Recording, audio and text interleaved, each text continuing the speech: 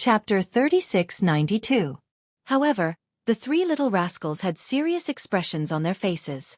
Yu suddenly asked, "Mommy, can the second personality really be killed by the first personality?"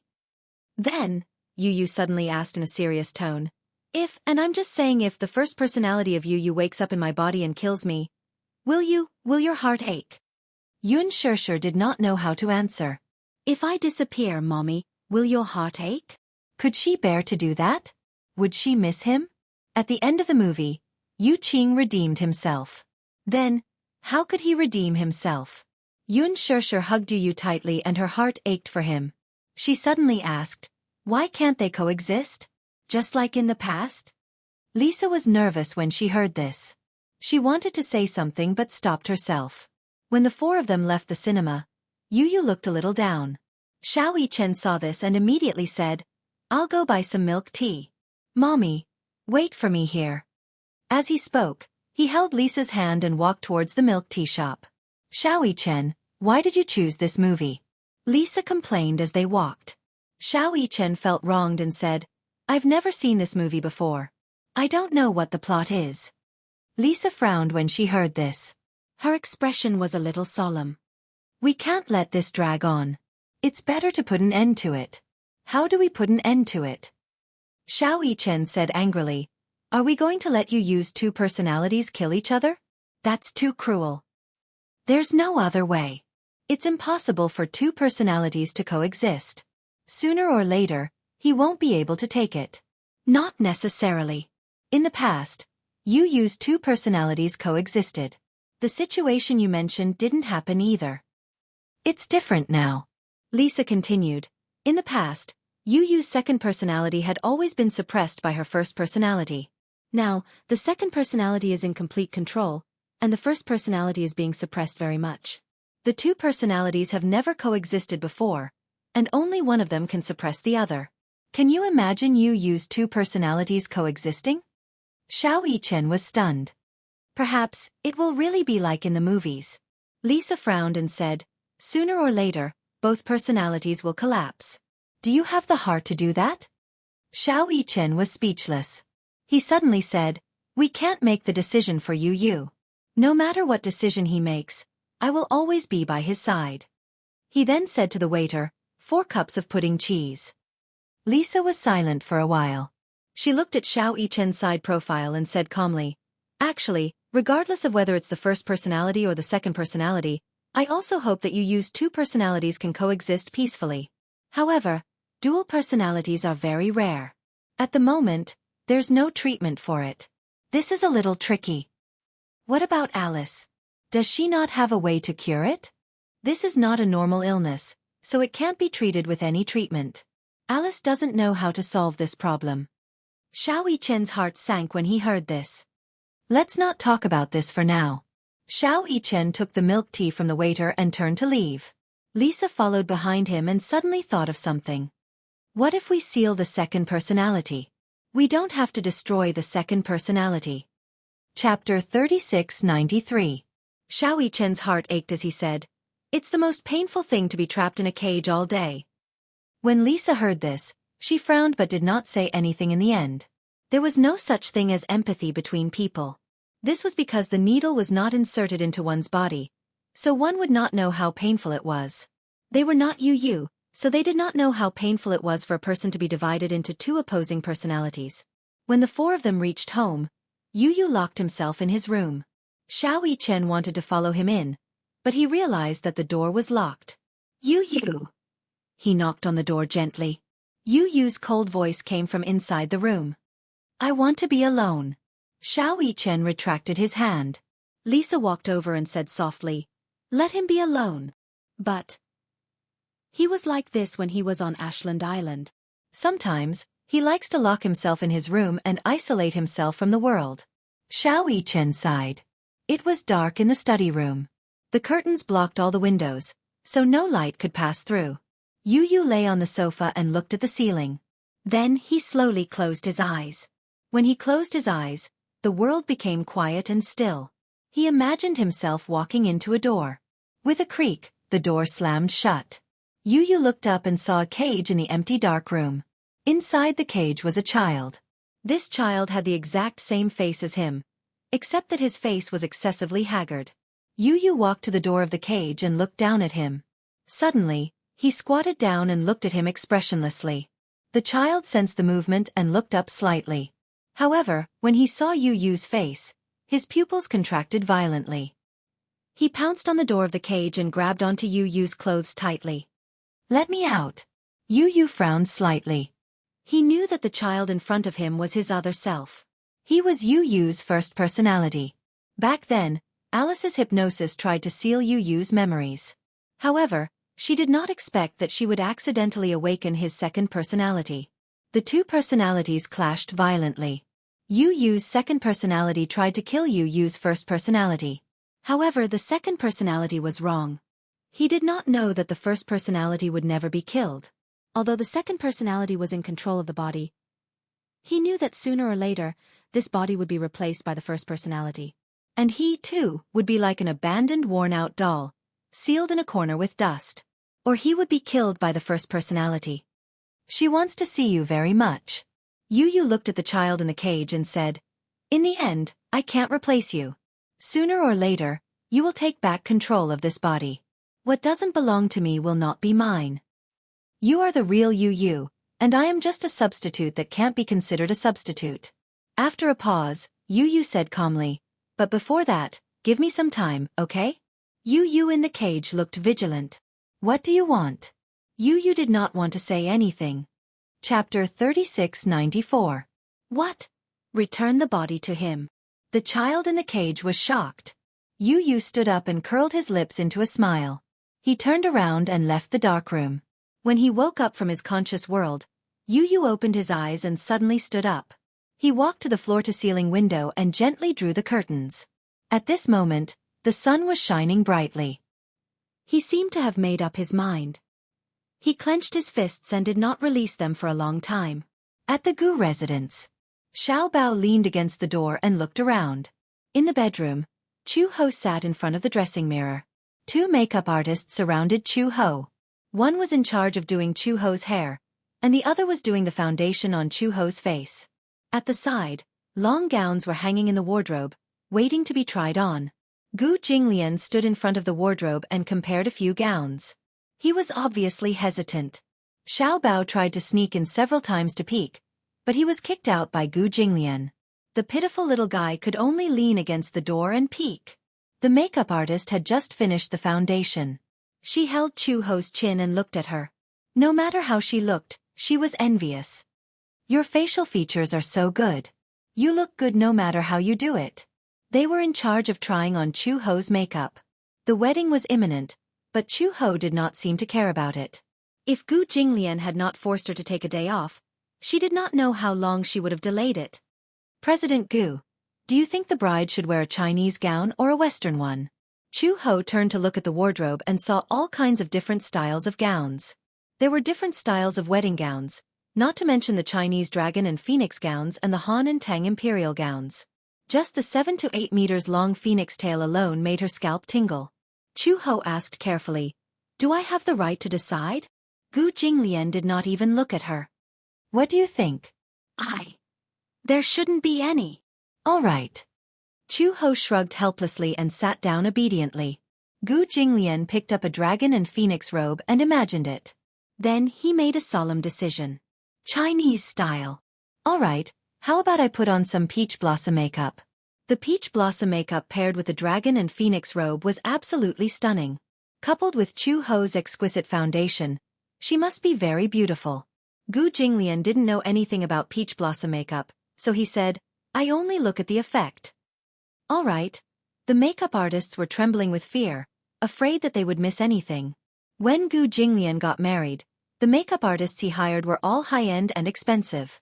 Of course, when the two makeup artists came to try on his makeup, Gu Jinglian also tried to be polite before resorting to violence. "If you don't look good, don't stay in this line of work." How terrifying! When they were first assigned the task, they did not expect that it would be to test the makeup of the Gu family's young master's fiancée. They thought that if they did not look good and offended the Gu family, they might not be able to continue in this line of work. Therefore they put on makeup seriously and meticulously. Just the foundation makeup alone took an hour. Even when they used a magnifying glass to look at it, they could not see a single pore. A person's potential was indeed limitless. With the help of the supernatural makeup skills, Chu-Ho looked at herself in the mirror. Although she only put on a layer of foundation makeup, she looked like a flawless porcelain doll. Her skin was creamy and even more delicate than a baby's skin. Just the loose powder alone was spread on 2 layers. Then, it was time for the eye makeup. Chapter 3695. Gu Jinglian walked over to take a look, only to see that they were only at the eye makeup stage. He pursed his lips in displeasure and said, "Why is it so slow?" The makeup artists were trembling. Was it slow? Wasn't it all for the sake of looking good? Furthermore, it takes this long for a woman to put on makeup. Gu Jinglian asked suspiciously, "Does it take that long?" Of course. Chu-Ho was a little impatient. "Get out." Gu Jinglian's face darkened when he heard this. "Why should I get out? What are you doing here while I'm putting on makeup? Aren't you just here to see the effect? I'll let you have a look when the makeup is done." The makeup artist added, "It takes a long time to put on makeup. After the makeup is done, we still have to wait for the hair to be tied up and for the gown to be changed. It won't be too late for you to have a look when the makeup is done." With such a big devil in the room, they didn't even have the courage to fight. Gu Jinglian was chased out of the room. Xiao Bao, who had been peeking at the door, bumped into Gu Jinglian. The father and son looked at each other. Xiao Bao laughed gloatingly. "Ha ha ha. Dad, you've been chased out too." Gu Jinglian said proudly, "What do you mean by chased out?" Although, it was similar to being chased out. However, it was too embarrassing to be ridiculed by Xiao Bao. Thud. Gu Jinglian couldn't take it anymore and punched the little guy. At this moment, Uncle Fu carried a very heavy box to the master bedroom. Gu Jinglian saw him and couldn't help but ask, "What are you carrying?" The box was red and gaudy. He didn't know what Uncle Fu had brought back. Uncle Fu said, "Oh," and quickly said, "These are things for the wedding room." Xiao Bao got excited when he heard that they were going to decorate the room. "What are they?" "Balloons, ribbons, silk ribbons, and some lights." Xiao Bao got even more excited when he heard this. He pestered Gu Jinglian and said, "Dad, let's decorate the wedding room together, okay?" Gu Jinglian snorted. Lame. When Xiao Bao heard this, he lowered his head in disappointment and looked at him pitifully. Seeing that Gu Jinglian was being arrogant again, Butler Fu immediately pretended to have a sore back and said bitterly, "Old master, my back is hurting again. Help me carry these things to the master bedroom." Seeing this, little treasure volunteered, "Let me carry you, let me carry you." "No, dads." Gu Jinglian's father. Gu Jinglian glanced at him, walked over, and carried the box in his arms. Butler Fu relaxed a lot and said to Gu Jinglian, "One person isn't enough. Old master, you can be my assistant." All right. He had wanted to wait at the door and wait for Chu-Ho to finish his makeup so that he could see how beautiful his bride was. However, looking at the situation, he was afraid that the makeup wouldn't be done in such a short time. Thus, Gu Jinglian carried the box and went to the master bedroom with Uncle Fu and Xiao Bao to decorate. The stylists finally heaved a sigh of relief when the footsteps outside the door left. Chu-Ho yawned. Her lips twitched when she heard their sighs of relief. "What's the matter? Why are you sighing?" The stylists looked at each other cautiously and immediately crowded around her. "Bride, do you know that many stylists in the capital don't dare to take on this business?" "Why wouldn't they dare to take on it?" Chapter 3696. Because the man you're marrying is Gu. Young Master Gu. They did not even dare to call him by his name. Chu-Ho's eyebrows twitched. What's wrong with Gu Jinglian? Seeing that this bride did not seem to have any awareness at all, they could not help but gasp. "Bride, do you know how scary your man's reputation is in Beijing? There's a saying in the business world that one would rather offend the Mu family than the Gu family. After all, the Gu family is from the underworld." Chu-Ho felt that they had demonized Gu Jinglian too much. Actually, Gu Jinglian is not as scary as you make him out to be. The Gu family is also not as scary as you think. At least after interacting with them, Chu-Ho felt that other than Gu Jinglian, everyone in the Gu family was quite easy to get along with. Perhaps there was no difference between the underworld and the underworld. She felt that the Gu family was like the chivalrous warriors of the underworld in ancient times. They had a heroic style, straightforward and single-minded. In fact, they were quite simple people. That was Gu Jinglian. He's just a little eccentric. Actually, he's not as scary as you think. The few of them looked at each other, still on tenterhooks.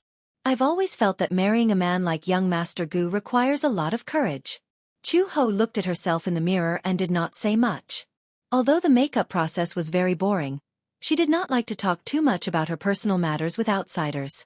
She knew very well what kind of person Gu Jinglian was. She also knew very well what kind of man she was marrying. Since she had decided to get married, she had already mentally prepared herself for what would happen after the wedding. However, she could not see through Gu Jinglian. If the decision to get the marriage certificate was purely for Xiao Bao, then why was Gu Jinglian holding the wedding now? Originally, Chu Ho had said that the wedding would be simple. There was no need for a big show or a grand wedding. They just needed to go through the procedures. However, Gu Jinglian said, "How can my wedding be casual?" It had to be said that Gu Jinglian was quite particular. Either they didn't have a wedding, or they had to have a grand wedding. Anyway, the Gu family was not short of money or manpower.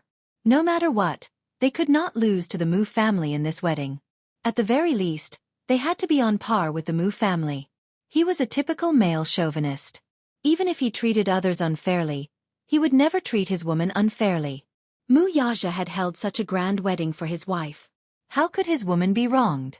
Even though Chu Ho felt that there was nothing wrong with a simple wedding, Gu Jinglian felt that it was a once-in-a-lifetime wedding, so it couldn't be done so carelessly. Uncle Fu also came over to persuade her, saying that this was the only wedding in a woman's life. No matter what, it had to be done properly. Chu Ho was afraid of trouble, so Uncle Fu immediately patted his chest and promised that she would not have to worry about the wedding. There are so many people in the Gu clan, do you still need to worry about them? When the time comes, you just have to sit there, put on your makeup, put on your gown, and follow the procedure. Chu Ho only agreed after hearing this. Once she agreed, Uncle Fu started to get busy. First, he started to think about whether the wedding would be Chinese or Western. Chapter 3697. It was up to Chu Ho whether she should wear a wedding gown or a dragon and phoenix gown. However, Chu Ho said that it did not matter. Uncle Fu immediately agreed that they should just go with the tradition. After walking around the hotels, Uncle Fu was not satisfied with any of them. After picking and choosing, he felt that no high-end hotel was as pleasing to the eye as the Gu residence. Hence, they decided to hold the wedding at the Gu residence. It had to be said that the Gu residence was really big. It was not a problem to hold dozens of tables in the courtyard. The guest list was drawn up. There would be 10 people at each table, but there would only be about 50 tables. Those who came were close friends who had business dealings with the Gu family. Those who had received invitations from the Gu family were all honored guests.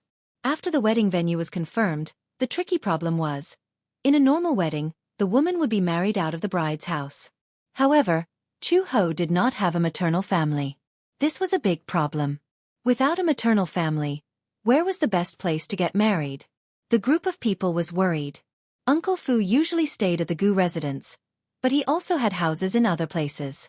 Uncle Fu suggested that the woman could get married out of his house.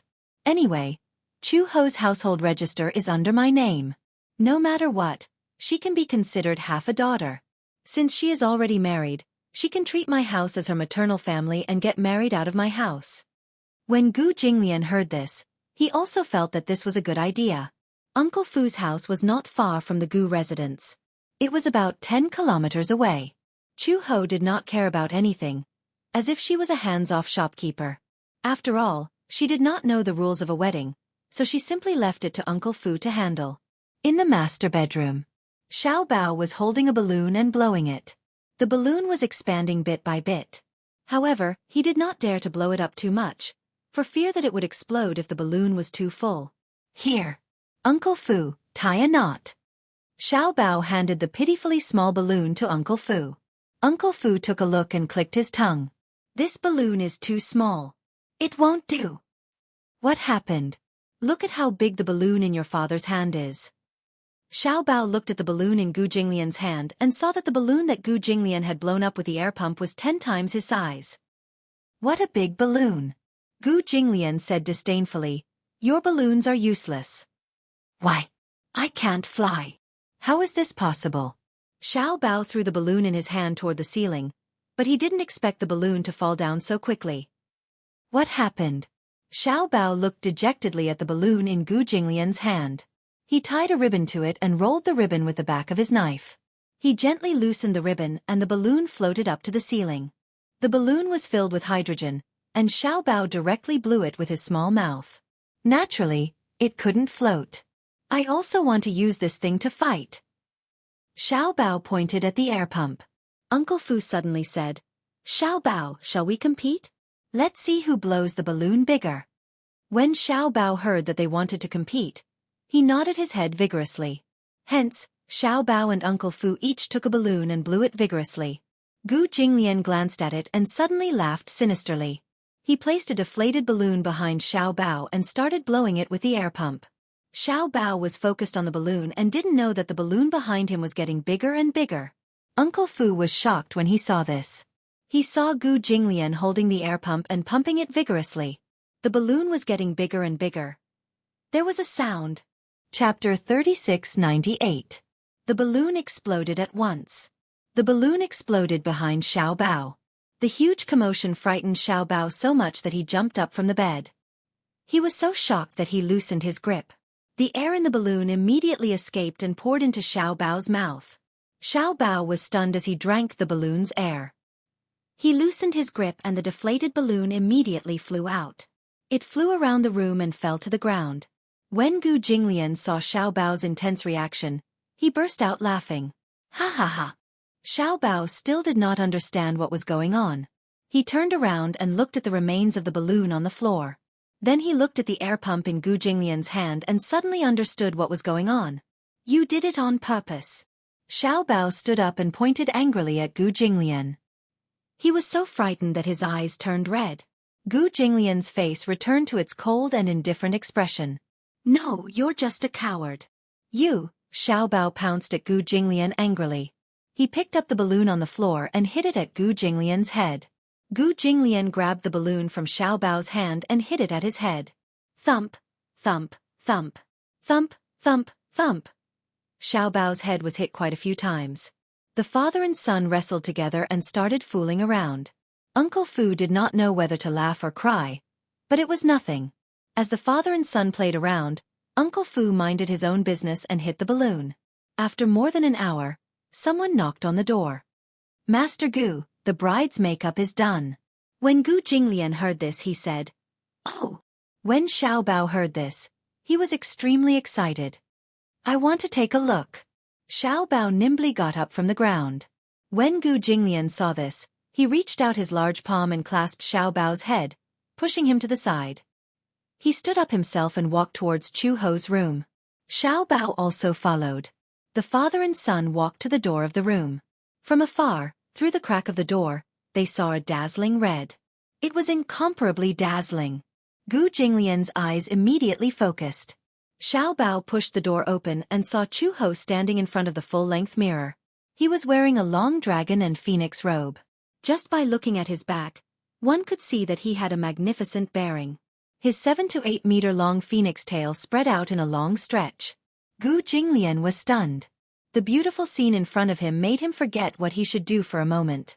Chu Ho was very tall. Hence, the long dragon and phoenix robe made her body look even more well-proportioned and slender. She was incomparably tall and slender. She wore a golden phoenix coronet on her head. Beautiful tassels hung down to her temples. Her exquisite makeup and seductive eyes were like silk. Especially the fiery red flower between her brows and her red lips. She was dazzlingly beautiful. Even though Chu Ho had a good foundation, even without makeup, she was much more beautiful than the average woman with makeup. However, there was still a big difference between makeup and no makeup. Thick black eyelids, thick and long eyelashes, a perfect amount of blush, fair and translucent, delicate and smooth skin. It was actually a stunning sight. Wow! So beautiful! Xiao Bao walked over carefully, trying not to step on Chu Ho's phoenix tail. Gu Jinglian also came back to his senses and walked into the room. Chu Ho's back was facing him. She was still looking at the mirror and examining her makeup. Even she herself was stunned by her flawless makeup. It was too beautiful. This was not makeup, it was simply a disguise. Chapter 3699. So beautiful. So beautiful. Xiao Bao jumped around Chu Ho. She was breathtaking. Gu Jinglian stopped behind Chu Ho. He calmed himself down and suppressed his emotions. Pretending to be calm, he said, "Turn around and let me have a look." When Chu Ho heard this, she did not expect Gu Jinglian to be there too. She turned around in surprise. However, when she turned around just now, the sunlight in the room was overshadowed in an instant. The whole room seemed to be enveloped by the light emitted from her body. Chu Ho's fair and flawless face was filled with shades of black, red, pink, and white. The black was naturally due to her thick black eyeliner and her curly eyelashes. The pink was due to her pink cheeks. The blush was just right. It was neither too bright nor too plain. Her high nose bridge and bright red lips made her look as graceful as jade. Her bearing was extraordinary. She had a noble and compelling aura that could not be looked directly at. Gu Jinglian's Adam's apple bobbed slightly as he stared fixedly at her. Even his heart stopped beating, afraid that he would disturb her beauty. Chu Ho saw that he was staring at her motionlessly and felt a little uneasy instead. "What's the matter? Do I look good?" She was not confident in her own taste in beauty. When she looked at herself in the mirror earlier, she felt that this outfit was quite beautiful. She did not know how Gu Jinglian would look at it. Hence, she asked this question to test his opinion. After her test, Gu Jinglian finally came back to his senses. He was a little startled as he grunted, However, in Chu He's eyes, his hesitation due to his stunning beauty seemed to be hesitation and reluctance to force an answer. "If you don't think I look good, just say so." She was obviously not satisfied with his reaction. At least, she did not see amazement in his eyes. Gu Jinglian said awkwardly, "Didn't I say that I look good? Look at how reluctant you are to answer. No one forced you." Gu Jinglian frowned.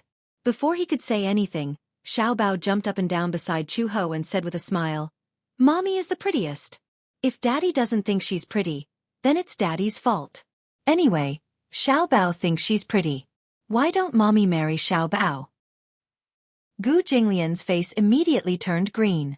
What nonsense was this little fellow spouting? Although this child's words carried no harm, but at such a young age, he actually had ideas about his woman. Xiao Bao obviously did not notice Gu Jinglian's darkening expression behind him. Chu Ho could not help but laugh. "Even if she marries you, she'll have to wait until our Xiao Bao grows up." Xiao Bao tilted his head. "When will Xiao Bao grow up?" "When Xiao Bao grows up, I'll be old too. Mommy will never grow old. Even if Mommy grows old, Xiao Bao won't despise you." Gu Jinglian's eyebrows twitched. This son of his was really good at sweet-talking. Chu Ho said lightly, "Someone is not as good as his own son when it comes to sweet-talking." Gu Jinglian snorted disdainfully. The stylist beside him said uneasily, "President Gu, are you satisfied with this one? Do you want to try something else?" Without waiting for Gu Jinglian to speak, Chu Ho complained, "Isn't this headdress too heavy? It's making my neck sore." Chapter 3700. However, the headwear on Chu Ho's head was made of genuine gold. Hence it had a certain weight to it. It was no wonder that his neck was sore from the weight. Gu Jinglian said, "I'll take this. It looks pretty good. You don't have to try anything else." Chu Ho was a little unhappy. "Can you change the headwear? This is too heavy." This dragon and phoenix gown should be paired with this kind of headwear. Only then will it have the most aura. Anything else will be a little cliché, the stylist added. Chu Ho sighed and gave in. "All right, I'll take this one." Chu Ho turned back to the dressing mirror and said to them, "Since we've decided on this gown, let's change out of it. It's uncomfortable to wear it." Of course, the nicer the gown, the better. It'll definitely be uncomfortable. However, this is a once-in-a-lifetime wedding. It'll be a precious memory if it's grand. Gu Jinglian was about to walk out of the room when Chu Ho said faintly, "Who said this is a once-in-a-lifetime wedding? Who knows? Maybe I'll have a second one." These words undoubtedly ignited a gunpowder keg. Gu Jinglian turned around abruptly and said coldly, "I dare you to say that again." Chu Ho said indignantly, Fine, I'll say it again. Who said this is a once-in-a-lifetime wedding? Who knows? Maybe there'll be a second or third one. Gu Jinglian's expression became even uglier. This woman was clearly provoking him. When the stylist saw this, she immediately tried to smooth things over. Yes, of course there'll be a second or third one. Before she could finish speaking, Gu Jinglian heard this and became even more displeased. The few of them who didn't know how to read a person's mood actually agreed. The stylist saw that Gu Jinglian's expression had suddenly turned ugly. She quickly explained, in the future, when it's your 40th or 50th wedding anniversary, you can also hold a ceremony. For example, a silver wedding, a golden wedding, and even a diamond wedding. Gu Jinglian frowned. There's such a thing? Chu Ho snorted coldly. There's a lot of things to say. It's said that there are proposals before marriage, but I've never seen anyone take the initiative to propose. Ah, Master Gu didn't propose to you? The stylist asked cautiously. Chu Ho nodded. No. Gu Jinglian walked up to her and sized her up. He raised his eyebrows and asked, Do you want to propose to me? Chu Ho crossed his arms in front of his chest, but did not express his opinion. Gu Jinglian was in the same position as her. He crossed his arms and looked at her. How do you want me to propose? It's too late to propose now. As Chu Ho spoke, he turned to look at the dressing mirror and removed the gold ornaments on his head. The stylist immediately said, It's not too late to propose now. As long as it's before the wedding, the proposal will count. Generally speaking, when proposing, the man should kneel down on one knee and prepare some romantic surprises. Gu Jinglian's expression was slightly gloomy. Kneel? Gu Jinglian narrowed his eyes. You need to kneel to propose? Proposing, as the name suggests, is to ask the woman to marry you, Chu Ho said again. This is what you call a proposal. Kneeling down on one knee is to show your sincerity. Gu Jinglian smiled. Dream on. Seeing this, Xiaobao suddenly said, I've seen how they propose on TV. He found a jewelry box from somewhere and held it in his hands. He knelt down on one knee sincerely and said sincerely to Chu Ho, Beautiful lady, I swear to God that I will love and protect you for the rest of my life. May I ask if you will marry me? Bang. Chapter 3701. Xiaobao's head was about to explode. Gu Jinglian grabbed him by the ear and gritted his teeth. Do you want to die? Xiaobao hugged his head and mumbled with reddened eyes, Daddy is bullying me.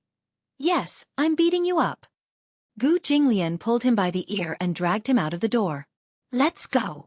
Xiaobao whimpered as he was dragged out by Gu Jinglian. They bickered as they walked out. Daddy, you're too violent. I wonder if you'll bully Mommy in the future if I hand her over to you. Shut up. As a man, you have to be gentle with women and children. Don't you understand this? Bam.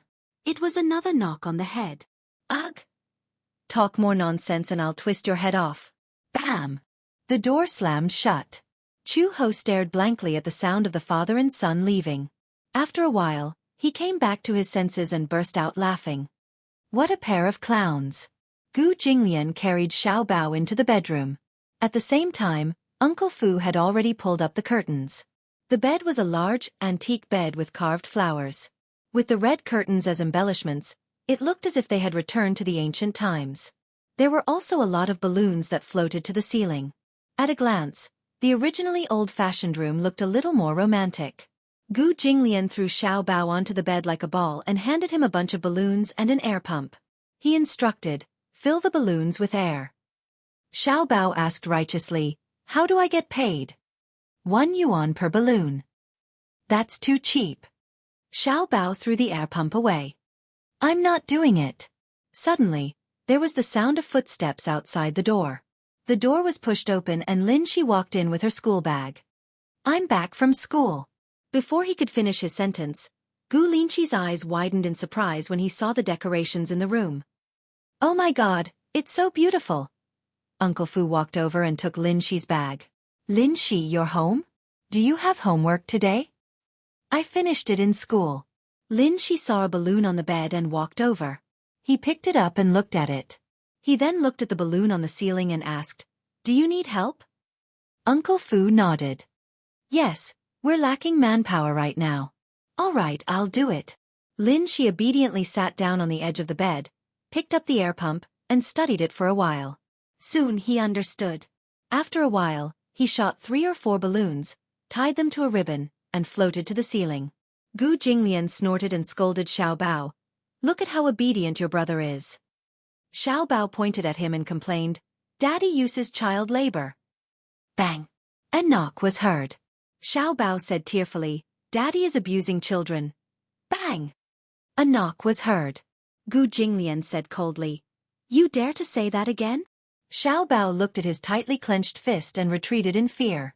Gu Jinglian had just put down his fist when Xiao Bao said indignantly, "Daddy is a super bad guy."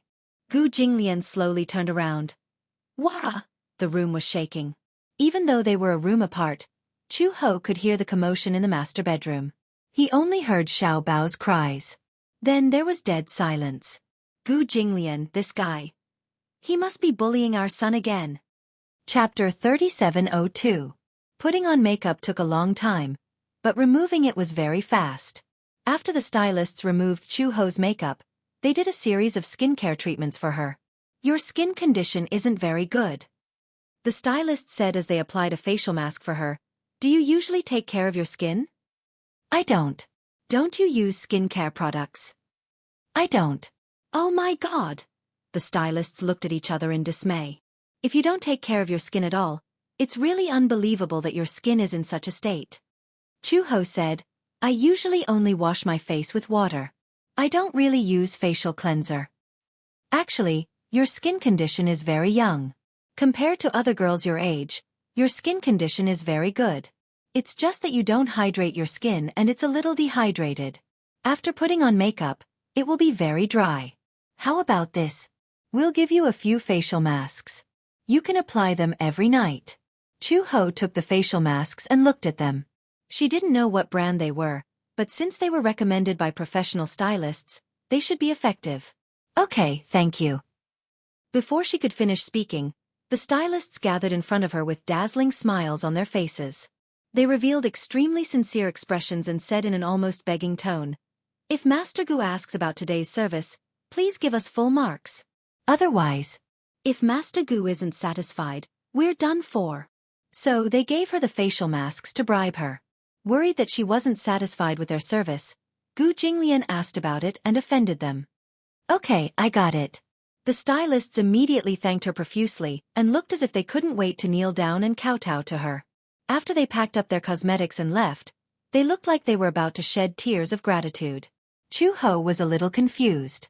Was Gu Jinglian that scary? Looking at them, they looked like they were about to cry. Chu Ho put the skincare products they gave her into the drawer and walked to the master bedroom. When she opened the door, she saw Lin Shi and Xiao Bao playing around with balloons on the bed. Uncle Fu was putting up flowers for the window. She glanced around and saw Gu Jinglian sitting on the sofa, cutting paper. Looking at the room again, it was already more than half decorated. The red curtains were draped over the bed, and the bright and clean windows were pasted with the word "She" on the window. These window flowers were probably the work of Gu Jinglian. Chu Ho looked surprised. "You know how to cut paper?" When Gu Jinglian heard the voice, he raised his head and saw that it was Chu Ho. He subconsciously threw paper cut to the side and said softly, "I don't know how to." When Xiao Bao saw this, he immediately got up from the bed and shouted, "Daddy, cut it." He refuses to admit it because he feels ashamed. Gu Jinglian glared at him fiercely. Xiao Bao was so scared that he immediately shut up. Uncle Fu had just finished putting up a piece of window decoration.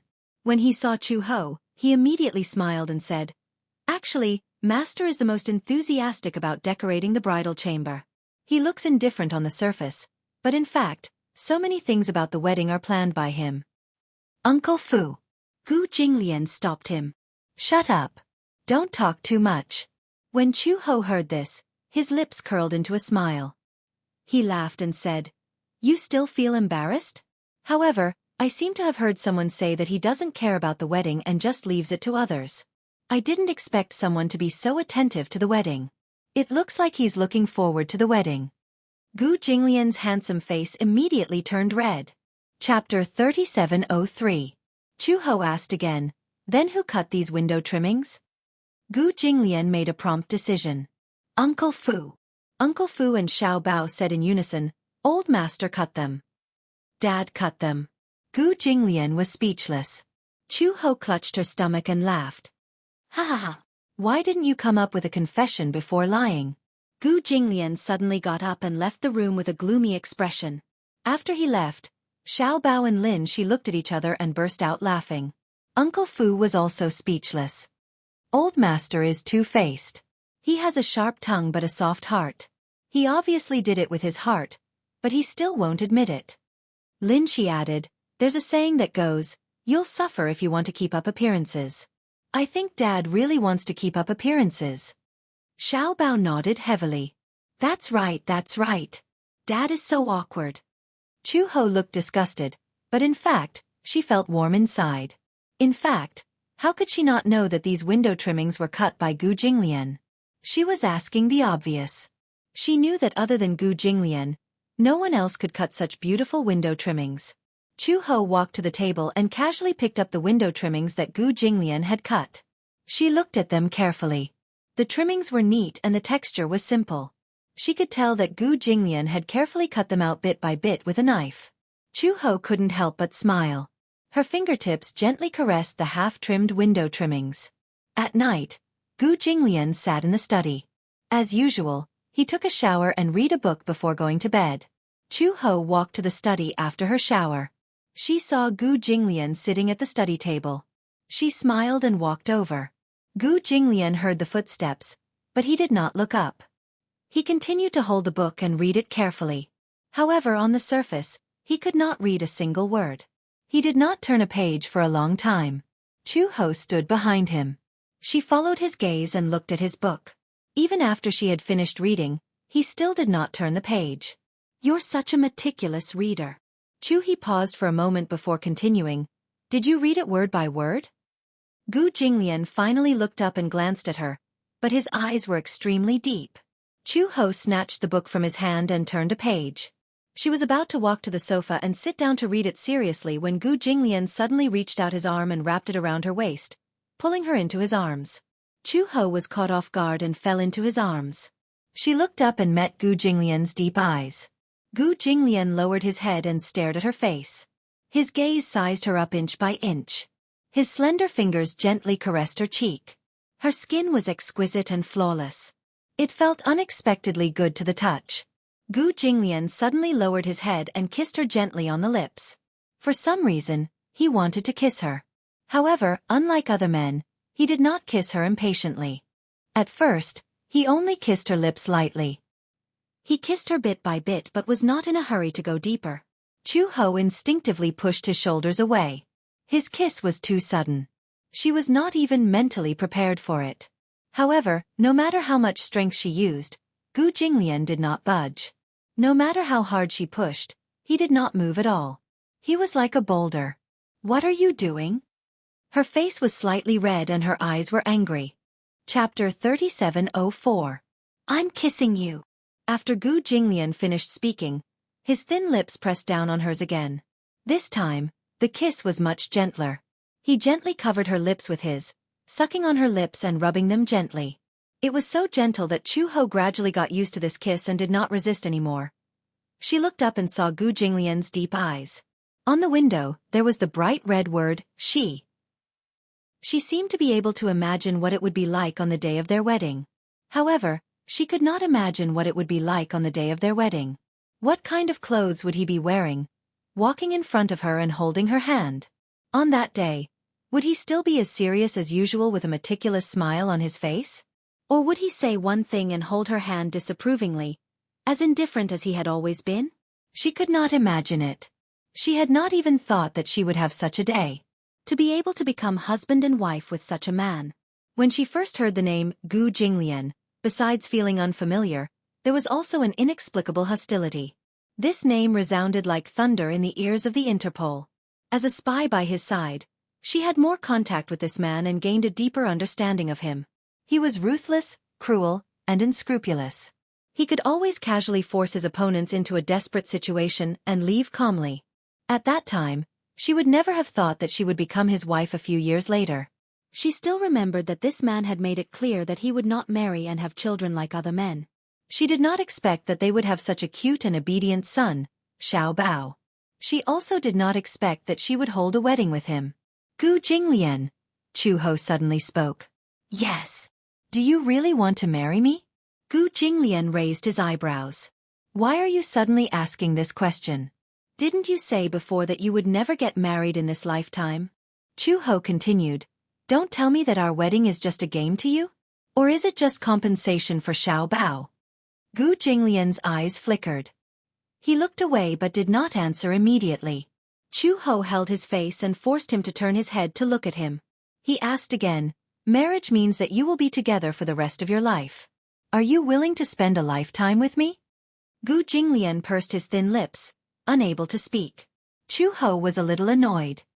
Are you sincere in wanting to be with me? Of course. Then, Chu Ho finally asked the question in his heart. Do you like me? She didn't dare to talk about love. She also didn't dare to imagine that a proud and arrogant man like Gu Jinglian would tie his life to a woman. However, even if it was just a little bit, this love was much deeper and heavier than the love of other men. Gu Jinglian stared at her for a while and suddenly asked, Do you like me? He asked with an awkward expression. When Chu Ho heard this, he smiled and said, I like it. She decided not to hide it anymore. Perhaps the initial decision to settle down in the Gu family was purely to give Xiao Bao a home. Chapter 3705. However, after getting used to life in the Gu residence, Chu Ho realized that she had some special feelings for the Gu family. These feelings were too subtle. If one was not serious, it would not be easy to notice. The feeling of home. The warmth of home. This feeling was unprecedented. Even though she still did not accept Gu Jinglian wholeheartedly and only regarded him as Xiao Bao's father, a family member, but not a husband. However, during that trip to North Africa, she ignored all dangers and sneaked into North Africa to find Gu Jinglian. She shuttled between gunfire. At the border of life and death. Hell on earth. Only then did she realize that she had to re-evaluate her feelings for Gu Jinglian. Did she love him? Did she like him? If she did not love or like him, then why did she risk her life just to find him? Was it purely for Xiao Bao? Did she not want Xiao Bao to lose his biological father? Could she not bear to see Xiao Bao suffer the pain and injury of being separated from his flesh and blood? But more than once at night, she asked herself if she would still go to North Africa and look for Xiao Bao if it were not for him. The answer was yes. Even if she faced death, she would find him and bring him home. Although she had never liked a man and had never been in any relationship, she did not know what it felt like to like and love someone. Her understanding of love was that she could not leave and did not want to leave. She liked him. She must have liked him. Otherwise, why would she risk her life for such a man? Chu Ho recognized her feelings and her heart. Therefore, when Gu Jinglian asked her, she admitted that she liked him. She had always dared to love and hate. She did not adhere to the eternal rules of men who should take the initiative and women who should be reserved. She liked him. It was a fact that could not be changed. She just said that she loved him. There was nothing to hide. In this life, one should not make a choice that they would regret and say something that they would regret. If they said it and did it, then they would not regret it. I like you. Chu Ho smiled calmly. Gu Jinglian, listen carefully. I Chu Ho like you. Even though he had hurt her, he had also given her joy. Love, no hate. When Gu Jinglian heard this answer, he was slightly startled, but he smiled. He understood her character. She was open and honest, and did not hide her feelings at all. She was straightforward and natural. This was also one of the reasons he liked her. What about you? You haven't answered me yet. Chu Ho raised his eyebrows. I don't want you to marry me. The ceremony is just for Xiao Bao's feelings. If you like me, you like me. If you don't like me, you don't like me. You're not even afraid of death. Don't you have the courage to answer this question? Gu Jinglian asked, Is the answer really that important? Of course. When Gu Jinglian heard this, he laughed. He was the same as Chu Ho. When he was young, the cold environment he grew up in had created a cold personality. He was also very indifferent to relationships. He had developed a character that would not give up until he achieved his goal.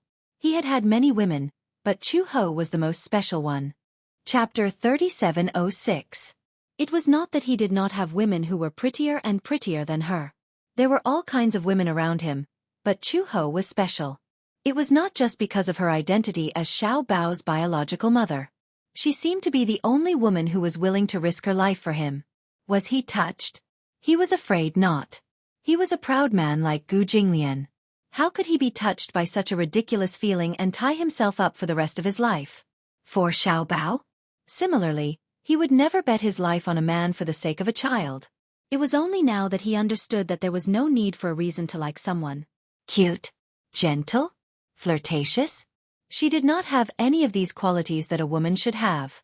However, it still proved that there was no need for a reason to like someone. He was willing to be with her. For the rest of his life. She might have many flaws, but it did not stop him from liking her. Gu Jinglian lowered his head and gently kissed her lips. Their lips pressed together as he murmured, "If this feeling of wanting to be with you is like, then..." He did not continue speaking and deepened the kiss. The answer that followed was self-evident though. A man like him did not like to show off. Usually, such a proud man would keep everything in his heart. Chu-ho could understand though. In his kiss, she seemed to have heard his answer. Like, if you like, then be together for the rest of your life. A lifetime was short but it was long. Only they knew in their hearts that this choice was not for Xiao Bao but for themselves. This was also one of the reasons why Gu Jinglian did not hate Yun Tianyu for the incident in North Africa. Given his vengeful personality, that incident in North Africa would probably become an unforgettable barrier between the Gu and Mu families. However, even though he had lost Werther, he recognized his own heart. Chu-ho originally did not want to take wedding photos, but Xiao Bao insisted on it. Just as well, she could take a family photo as well. Sometimes, when the kindergarten held activities, the homeroom teacher would ask for a family photo. Xiao Bao couldn't take it out, so he could only say that he couldn't find the family photo. It just so happened that he had such an opportunity this time. Since Xiao Bao had already said so, Chu-ho had no reason to refuse. After the wedding photo shoot, Uncle Fu suddenly took out a photo of her and gave it to the Gu family tattoo artist. There were 5 tattoo artists in the Gu residence. The tattoos and totems on the bodies of the several thousand disciples of the Gu family were all handled by the tattoo artists employed by the Gu residence. The photo that Uncle Fu took away was a photo of Chu-ho wearing a traditional Chinese and phoenix robe and wearing a phoenix coronet. The tattoo artist took it and designed a heavy-colored tattoo. Chu-ho did not know about this.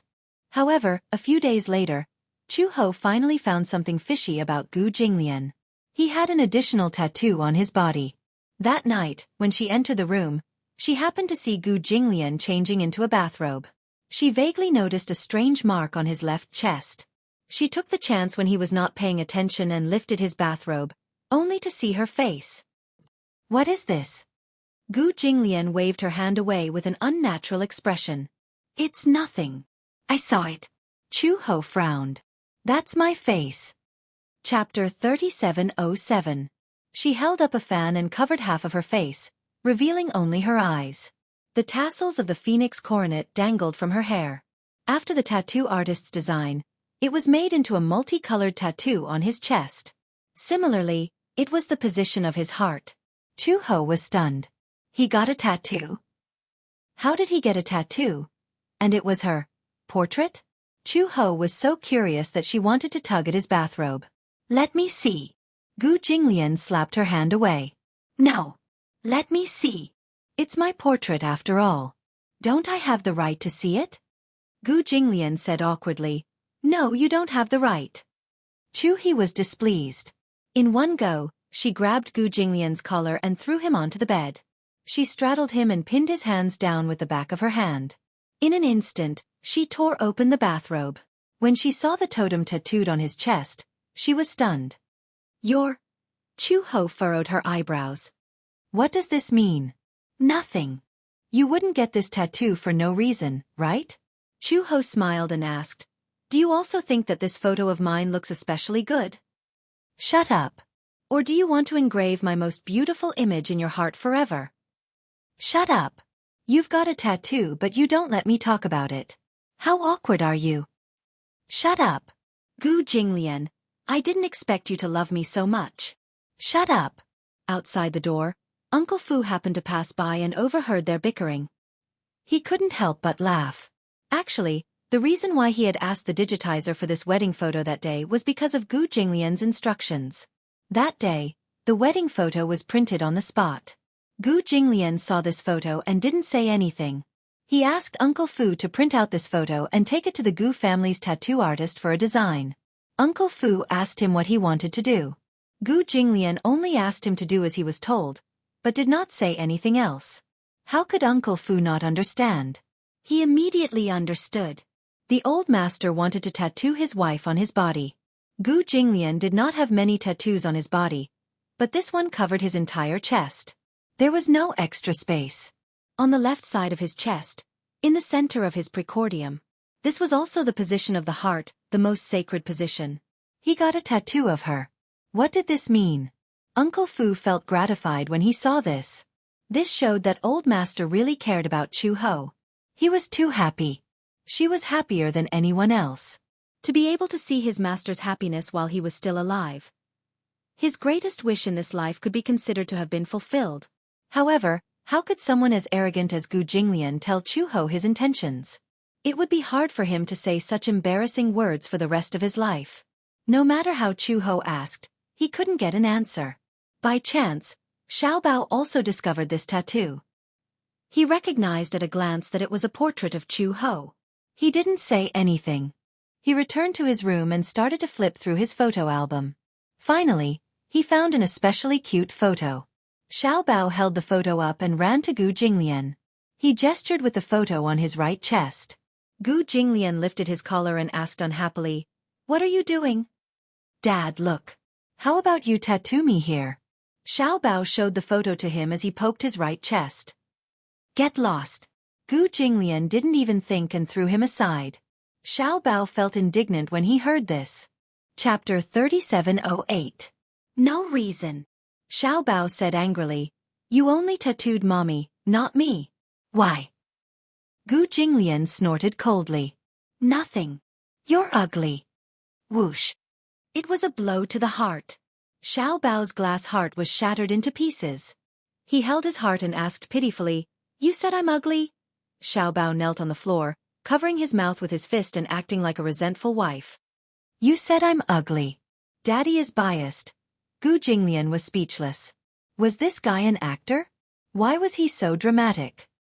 He said coldly, "Gu Chengza, you'd better know when to stop." Xiao Bao burst into tears. "Daddy doesn't love me. Daddy doesn't love me. Daddy only tattooed mommy, not me. Daddy is so biased, so biased." Gu Jinglian wanted to kick him out of the door. He said, "Why are you acting like a resentful wife?" His acting skills were top-notch. Everyone knew that he was pretending. He cried for a long time, but there were no tears. Xiao Bao asked anxiously, "Daddy, tell me the truth, do you really think that your son is ugly?" Gu Jinglian hummed in acknowledgement. Baby Chu covered his face and ran away with a wah sound. He ran all the way to Chu Ho's room and complained to her pitifully. Chu Ho was confused when she heard that. But when she saw Xiao Bao's funny look, she couldn't help but laugh. "Daddy is jealous that you're cute." "Humph. That must be it." Xiao Bao crossed his arms and nodded solemnly. "Daddy must be jealous that I'm cute. That's why he said that. He's purposely making me angry." However, he said longingly, "But Xiao Bao also wants Daddy to tattoo me." "What's so good about it?" "It just feels." Xiao Bao thought about it seriously. "It just feels special." Chu Ho teased him, "Then mommy will tattoo you on my heart, okay?" "All right." Chu Ho wasn't just teasing him. So he took the photo in Xiao Bao's hand and found a tattoo artist. He asked him to design a design. Uncle Fu found out about it and told Gu Jinglian about it. Gu Jinglian was furious. No tattoos allowed. That night, when Chu He had just entered the room, Gu Jinglian saw her sitting at the desk and said this out of the blue. Ha! For a moment, Chu Ho did not understand what he was trying to say. He was confused. "What do you mean by not allowed?" "What's not allowed?" "I heard that you want to tattoo Xiao Bao's picture on your body." Chu Ho was suddenly enlightened. "Oh, you're talking about that?" She nodded. "I do have that thought. You are not allowed to. Why? This man was too domineering. Only the officials were allowed to set fires, but not the common people? You already have a tattoo, so why can't I have one? Gu Jinglian frowned but did not say anything. But in reality, he didn't want Chu Ho to have anything that was not harmonious. What if he saw Xiao Bao's picture tattooed on her body when they were in bed? That would be a very scary feeling. He kept feeling as if a pair of eyes were staring at him. He was not interested anymore. Moreover, her skin was so fair and smooth. If he had a tattoo on her body, it would ruin her beauty. If I say no, then no. You're not allowed to get a tattoo. Chu Ho said, I promised Xiao Bao and the child, so I have to keep my word. Besides, you already have a tattoo, so it's not a big deal for me to get one. You can get one. Chapter 3709. Make the tattoo smaller. Tattoo it on your butt. Xiao Bao would be so angry that he would cry, wouldn't he? How could he do such a thing to his son? Chu Ho could totally imagine how pitiful Xiao Bao would be when he found out that his portrait was tattooed on his butt. Mom, I'm on your butt, and you're sitting on me every day. Sob, sob, sob. Xiao Bao feels so wronged. No way. Chu Ho immediately interrupted him.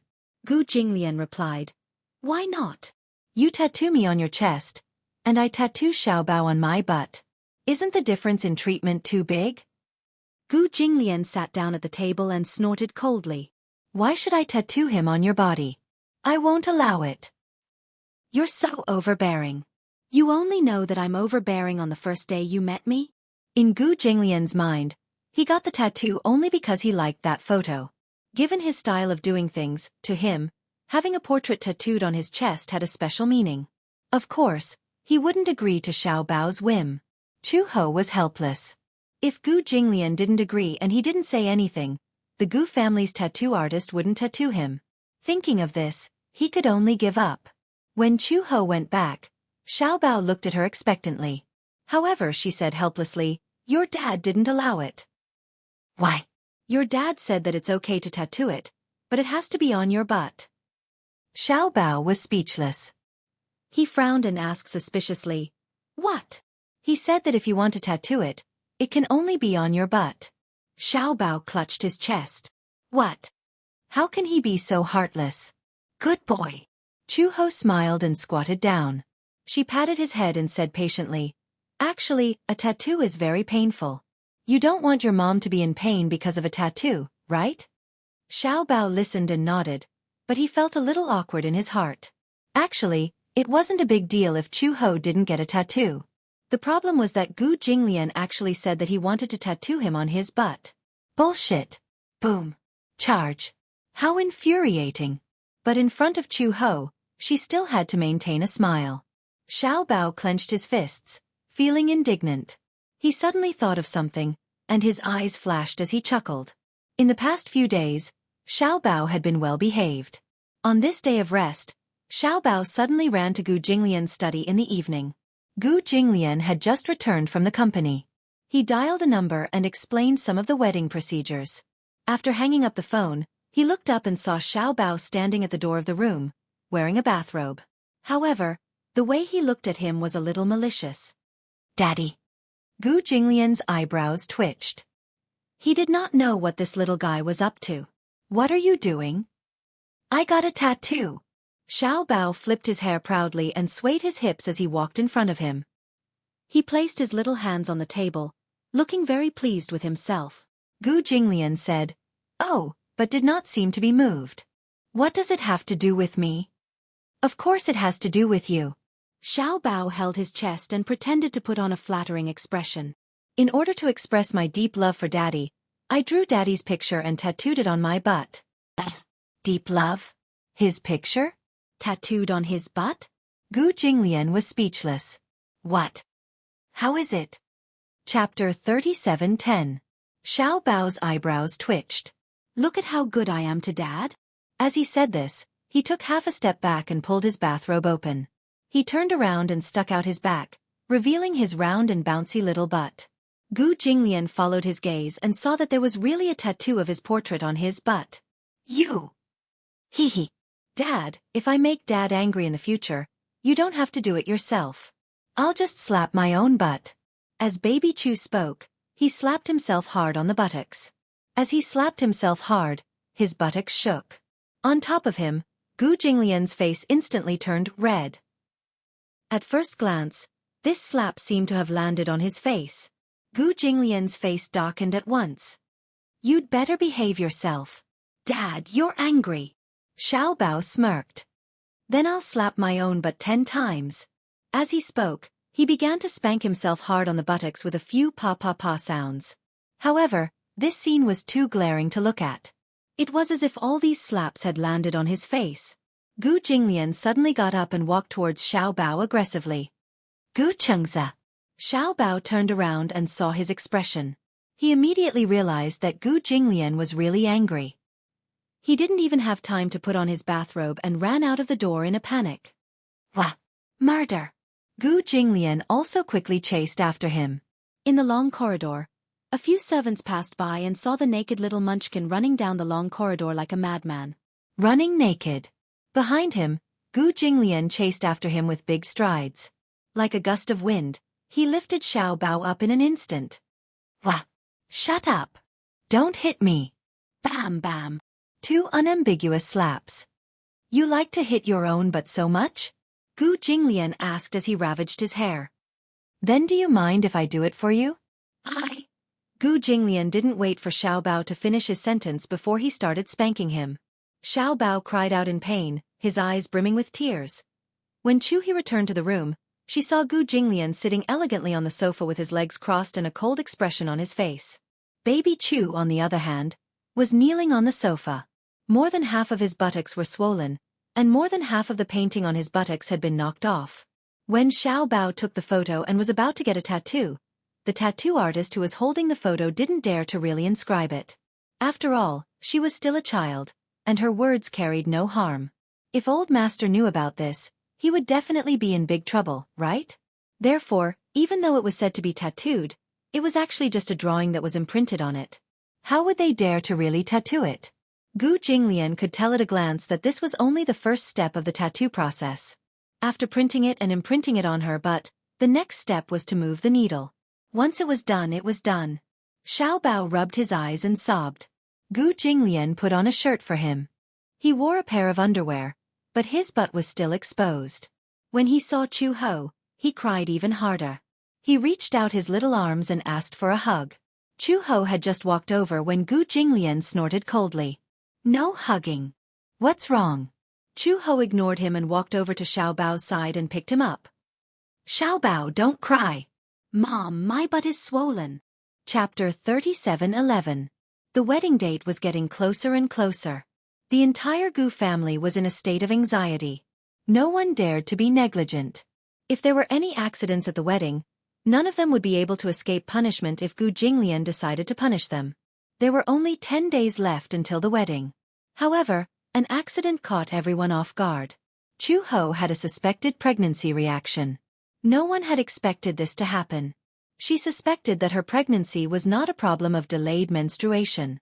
Although Chu Ho was not busy preparing for the wedding during this period, as a bride-to-be, she had a lot of things to prepare. She had forgotten that her menstruation period had not arrived yet. Until one day, when she woke up, she felt particularly uncomfortable. She had been extremely tired for the past few days. No matter how much she slept, she could not wake up. At dinner, at first, he just didn't have an appetite. Later on, the situation became worse. Greasy food, especially pork belly, braised pork, and chicken drumsticks, was only inedible at first. Once she ate it, she would feel very uncomfortable. However, gradually, the symptoms became more and more serious. She could not see it, she could not hear it, and she would vomit when she heard it. She did not realize that she was pregnant. Later, when she passed by the kitchen and heard the sound of cooking, she threw herself at the flower bed and retched for a while. When Auntie Chin, who was passing by, saw this, she immediately walked over and asked suspiciously, "Don't tell me you're pregnant?" Pregnant? Ayo, it means pregnant. As Auntie Chin spoke, her face flushed red. She asked vaguely, "Recently have you and Master Gu? Cough, cough, cough. Do you have that?" She did not say it explicitly, but it was self-evident. Chu-ho narrowed her eyes suspiciously. It was not that they had not. After returning from North Africa, they had had sex a few times. However, they had taken contraceptive measures. Not a single time had been missed. In fact, Chu-ho did not want to have children. She was not sure about Gu Jinglian's attitude. However, when it came to children, Gu Jinglian would not force it. He would let nature take its course. She had only done it twice in North Africa, and she had also taken the medicine. How could she have gotten pregnant? But now, all the symptoms seemed to be similar to pregnancy. So, Chu-ho went to the pharmacy to buy a pregnancy test kit. He planned to test it first. Early in the morning, after Gu Jinglian left the room, Chu-ho sneakily took the pregnancy test kit into the bathroom and did as Mama Chin instructed. When he came out of the bathroom, Chu-ho's brows were tightly knitted. This matter was a little too mysterious. How could this be? What if she got pregnant? When Chu-ho came down from his room, Mother Chin saw him and immediately went up to him. She asked curiously, "How was it? Do you have any?" Chu-ho looked at her with a complicated gaze and nodded gently. Great." Seeing this, Mother Chin's face glowed. "Does Master Gu know about this too?" "He doesn't know yet." "Then, I'll hurry and tell him." "Don't." He left early in the morning. There's no hurry to tell him. Chapter 37:12. Now that Xiao Bao has a little brother and a little sister, if we tell Master Gu and Xiao Bao about this, they will definitely be overjoyed. "But," Chu-ho said with some hesitation, "I don't intend to have another child." "Why?" "I think that having Xiao Bao and Lin Shi is enough. If we have another child, Xiao Bao may not be happy." She already felt that 2 sons were enough. If she had another child, it would be fine if it was a daughter, but if it was a son, the 3 of them would definitely cause a ruckus. Ever since Lin Shi had returned to the Gu family, it had been more than a month. It had not been easy for him to get used to everything in the Gu family, but in the end, everything had changed. Xiao Bao and Lin Shi were both boys. Lin Shi used to be quite quiet, but after meeting a clown like Xiao Bao, his personality had changed and he had become a little mischievous. No, not a little mischievous, but very mischievous. If they had another son, the 3 boys would definitely overturn the Gu family. Mother Chin laughed when she heard this. How is that possible? No matter how mischievous the 3 children are, how could they possibly overturn such a big house? It's hard to say. Master Gu was very mischievous when he was young, but I didn't see him overturn the Gu family's house. You don't have to worry about this matter. First of all, it depends on whether you want to keep this child or not. Chu-ho smiled and said, "Of course I can't bear to get rid of my own child. Of course I want to keep it." Although she did not want to keep it, since she had it, it was fate. Then isn't it settled? Since you have decided to keep it, then be happy. When Chu-ho heard this, the knot in his heart also disappeared. Mother Chin told Uncle Fu about this matter. When Uncle Fu first heard this, he was still a little doubtful, until Mother Chin said that they had already tested it with a pregnancy test kit. In order to confirm it, Master Gu would bring Chu-ho to the hospital for an ultrasound. Then, they would be able to confirm it. When Uncle Fu heard this, he was so excited that he called Gu Jinglian to report this matter, despite Mother Chin's attempts to stop him. On the other end, Gu Jinglian was still in a meeting. As soon as he heard about this, he lost interest in the meeting and hurried back. Chu-ho was still in the room. She did not know why, but she was always tired and weak. When Gu Jinglian pushed the door open, she was taking an afternoon nap. When she heard the sound of the door opening, she immediately sat up in bed. When she saw that it was him, she subconsciously looked at the sky outside the window. It was still afternoon. Why are you back so early?" Gu Jinglian walked to the bed with a serious expression and asked in a low voice, "Are you really pregnant?" So it was because of this matter. Apparently, Uncle Fu and Aunt Chin couldn't wait to tell him about this. Chu-ho said, "I'm not sure yet. I just tested it with a pregnancy test kit." Gu Jinglian immediately said, "Get up and get dressed. Go to the hospital now and do a checkup." "Do we go now?" Chu-ho's lips twitched. Is there a need to be in such a hurry? On the other hand, Gu Jinglian couldn't wait any longer. However, with his personality, he was naturally embarrassed to say it out loud. Hence, He deliberately acted as if he wasn't looking forward to it. The pregnancy test kit is not accurate. We have to go to the hospital for a checkup to get a definite result. Chu-ho also agreed. She rolled out of bed and prepared to get dressed. When she got out of bed, Gu Jinglian actually went up to her personally and supported her. Chu-ho was even more speechless. Chapter 37:13. I'm just pregnant. I'm not a paraplegic. I know. Gu Jinglian. Yes? Let me ask you a very serious question. Speak. Do you like boys or girls? Gu Jinglian hesitated for a moment. Based on his personality, he actually preferred girls. Actually, even if he didn't say it, Chu-ho could tell.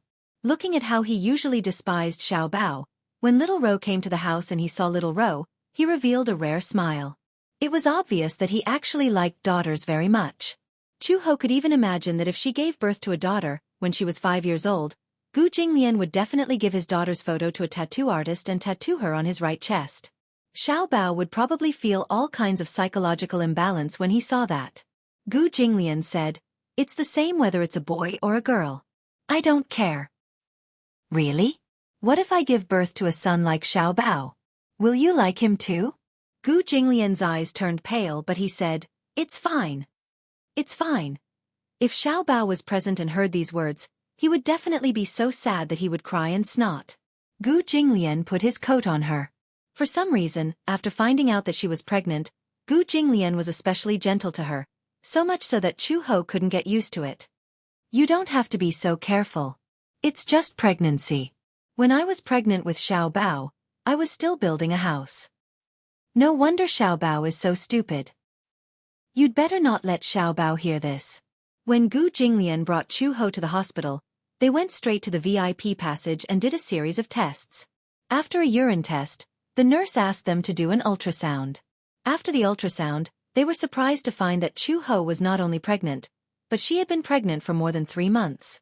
Gu Jinglian and Chu-ho were very surprised when they heard the results. After all, she had been pregnant for more than 3 months, but her belly did not show at all. Her lower abdomen was still as flat as before, and there was no sign of pregnancy at all. If she hadn't had some pregnancy symptoms recently, she wouldn't have thought that she was pregnant. The doctor was still a little speechless. He didn't know whether to laugh or cry as he said, "You're more than 3 months pregnant. Are there any abnormalities during your menstrual period recently?" "I've been quite busy recently, so I didn't pay much attention to it. Moreover, I've taken better contraceptive measures, so I didn't think about it." "Do you always take contraceptive measures?" "Yes." The doctor glanced meaningfully at Gu Jinglian, who was standing by the bed, and said meaningfully, "If the man is stronger in that aspect, no matter how many contraceptives are used, there is still a possibility of pregnancy. I know a pregnant woman. Not only did she take medicine, but she also wore a condom. In the end she fell for it. Fortunately, the fetus was very healthy." As he spoke, the doctor looked at the screen and exclaimed, "Ah! What happened? Wait a moment. Let me take a closer look." The doctor took a tool and rolled it around her belly. He said in surprise, "Ah, it seems like there's more than one." "More than one?" Gu Jinglian raised his eyebrows. "What do you mean?" The doctor looked at the screen seriously and then smiled as he congratulated, "Congratulations, it's a pair of twins. How rare, how rare. The first pair of twins this year." "Twins?" Gu Jinglian and Chu-ho looked at each other and also found it strange. "A boy and a girl?" "Yes." Chapter 37:14. Fraternal twins? A boy and a girl. Chu-hee, on the other hand, found it strange. "How can you tell? Fraternal twins are twins. We can tell from the ultrasound. However, the probability of this is very small. There are only 1 to 5 in 100 people. It's a very small probability." Gu Jinglian was stunned. The doctor saw his reaction and thought that something was wrong. He was a little nervous. "What's wrong? Are you unhappy that your wife is pregnant with twins?" Gu Jinglian came back to his senses and glanced at the doctor. Then, he glanced at Chu-ho beside him. There was a strange light in his eyes. His gaze fell on Chu-ho's belly, which was still as flat as before. His eyes flickered. It was a surprise. It was too sudden.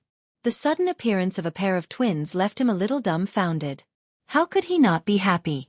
However, given Gu Jinglian's character, who had never been good at expressing his emotions, it was very difficult for him to express his happiness. However, even though he appeared to be calmer, Chu-ho still noticed that his fingertips were trembling slightly. He was excited. Although he still maintained his usual calm expression, his trembling fingertips revealed that he was a little excited. When they left the consultation room, Chu-ho was carrying a bag in his hand. Gu Jinglian was holding the ultrasound scan for a long time. There were only 2 black dots on the scan. Gu Jinglian felt that these 2 black dots looked like Chu-ho had swallowed 2 potatoes. He could not tell what they were. On the report, there were black words on a white background. They were categorized as twins A and B. There was no doubt that they were fraternal twins. This proved that there were 2 little lives in her belly. Perhaps, one was a son and the other was a daughter. Gu Jinglian's cold lips gradually curved into a faint smile.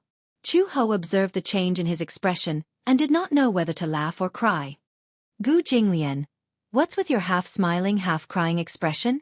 Gu Jinglian heard this and immediately controlled his expression. He pretended to be calm and said, I'm not smiling. The corners of your mouth are curled up. Is this not considered a smile? Gu Jinglian, if you're happy, just smile. You didn't see the expression on your face. It's uglier than crying. Gu Jinglian narrowed his eyes unhappily. Stop talking. She was disturbing his good mood. Do you want this child? Chu-ho suddenly asked. Gu Jinglian suddenly stopped and looked at her with a dangerous gaze. She asked this question. Did she not want to keep it? You don't want it? No, but I have to abide by your opinion. Chu-ho continued. We have Xiao Bao, Lin Shi, and now there are 2 more in your belly. There are 4 children in the family. I don't know if you're mentally prepared. Are you afraid that the 4 children will turn the world upside down? I'm really worried about that. In Chu-ho's heart, Gu Jinglian was undoubtedly the big devil.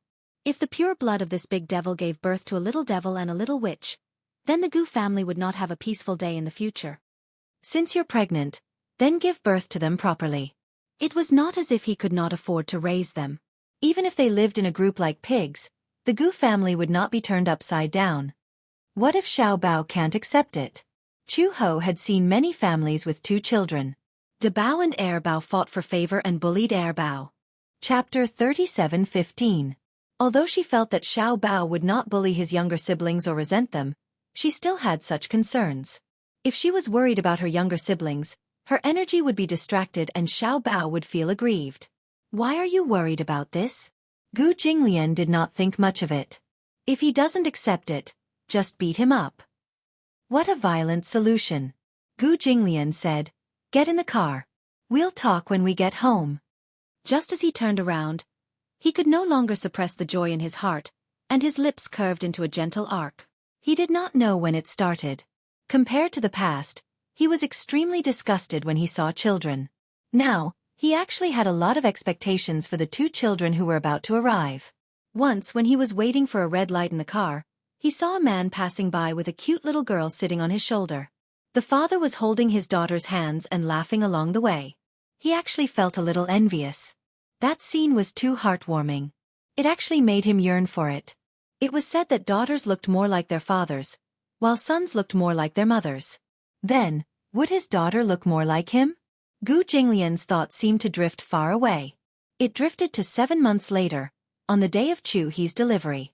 He imagined the nurse carefully handing a pink baby girl into his arms. His mood at that time should be as splendid as fireworks, right?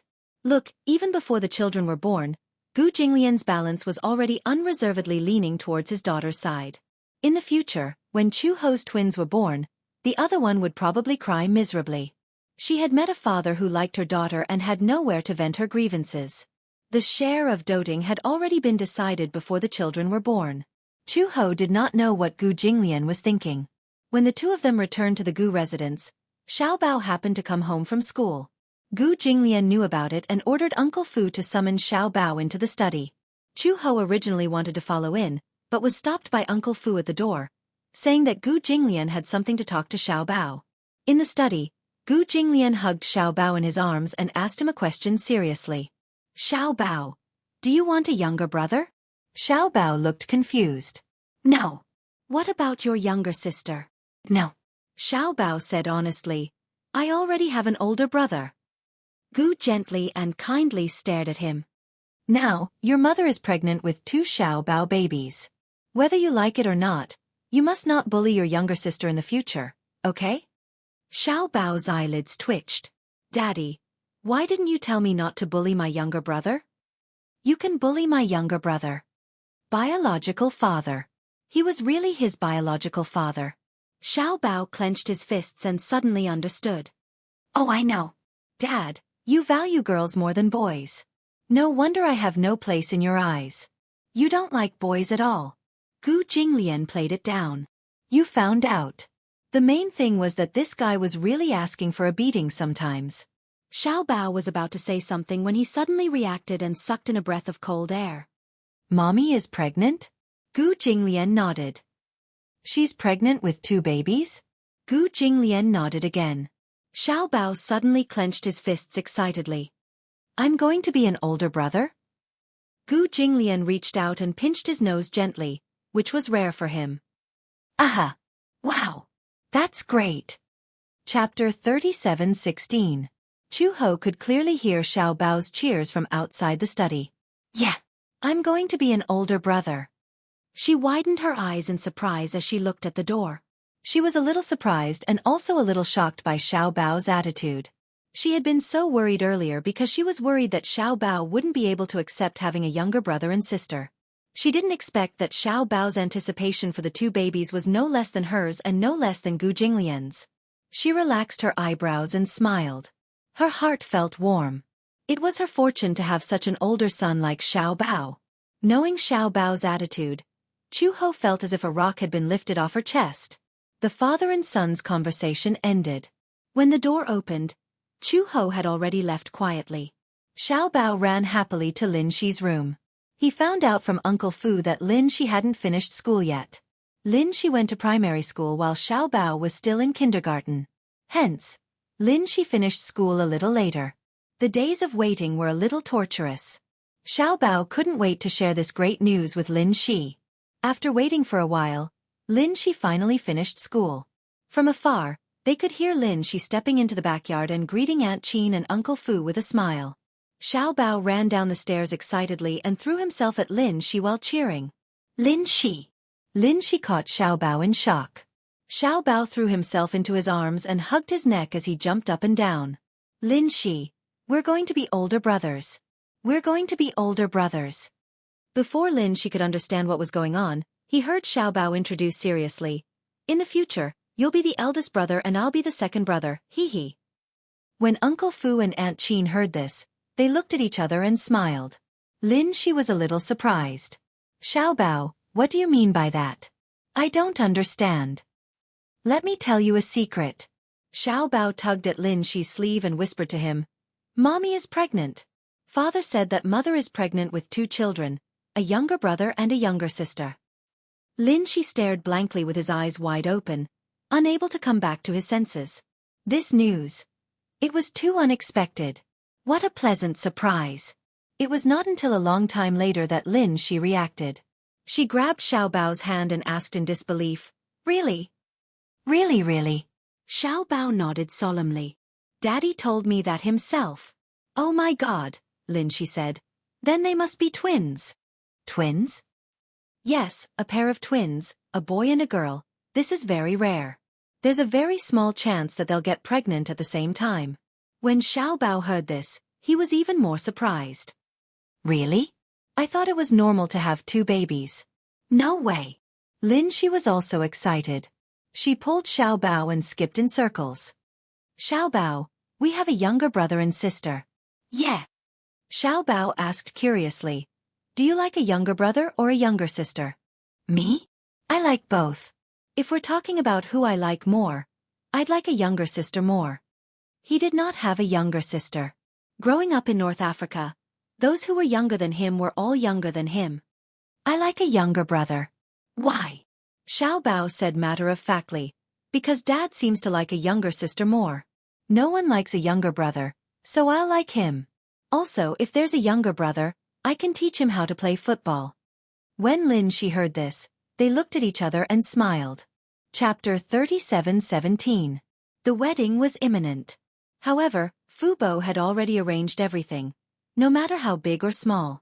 In addition, Chu-Ho was pregnant. For the Gu family, it could be said that it was a double blessing. It had been a long time since the Gu family had such a grand occasion. Everyone in the Gu family was in a state of excitement. However, since Chu-Ho was pregnant, she could not drink at the wedding. Therefore, Gu Jinglian had already informed them in advance. It was more of a threat than a greeting. Whoever dared to force Chu-Ho to drink would have their hands chopped off. When Uncle Fu heard this, he did not know whether to laugh or cry. Old Master's ability to protect his wife was improving day by day. However, this was also a good thing. At least, with Old Master's arrogant personality, he knew how to dote on his wife. It was really not easy. 2 days before the wedding, Uncle Fu took Chu-Ho back to Uncle Fu's house.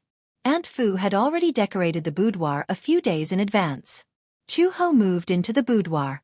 Looking at Aunt Fu's thoughtful decorations, she sighed in her heart. She was so thoughtful. She was really thoughtful. Uncle Fu really treated her like his own daughter. Everything was ready. However, there was some disagreement about the bridesmaids. Chu-Ho did not have many good friends, so there was a problem with the choice of bridesmaids. It was not good to have no bridesmaids. On the wedding day, there were many things to do.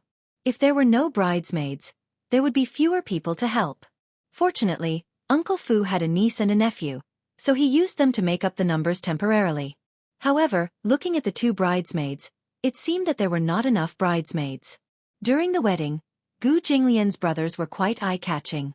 If they could not hold the door, it would be too boring. They did not know where Uncle Fu had gathered a group of sisters. It was said that many of them were from the side branches of the Gu family. Gu Jinglian did not have many cousins, but it was not a small number either. It was still possible to gather 7 or 8 of them. The group of sisters had come over the night before, but they were a little uneasy in front of Chu-Ho. This awkwardness was built on the fact that Chu-He was Gu Jinglian's wife. They were very afraid of Gu Jinglian. In the Gu family, Gu Jinglian was the most authoritative person. He could do whatever he wanted. Just by standing in front of him, there was an indescribable pressure. However, Chu-Ho was very easy to get along with. After a while, they became familiar with each other. They saw that Chu-Ho didn't put on any airs and didn't feel any pressure. At night, one of Gu Jinglian's cousins even worked hard to do a full set of skincare for Chu-Ho, saying that his makeup would be better the next day. Fortunately, Uncle Fu's house was big enough. There were 3 or 4 rooms in total. There was also a very long sofa in the living room.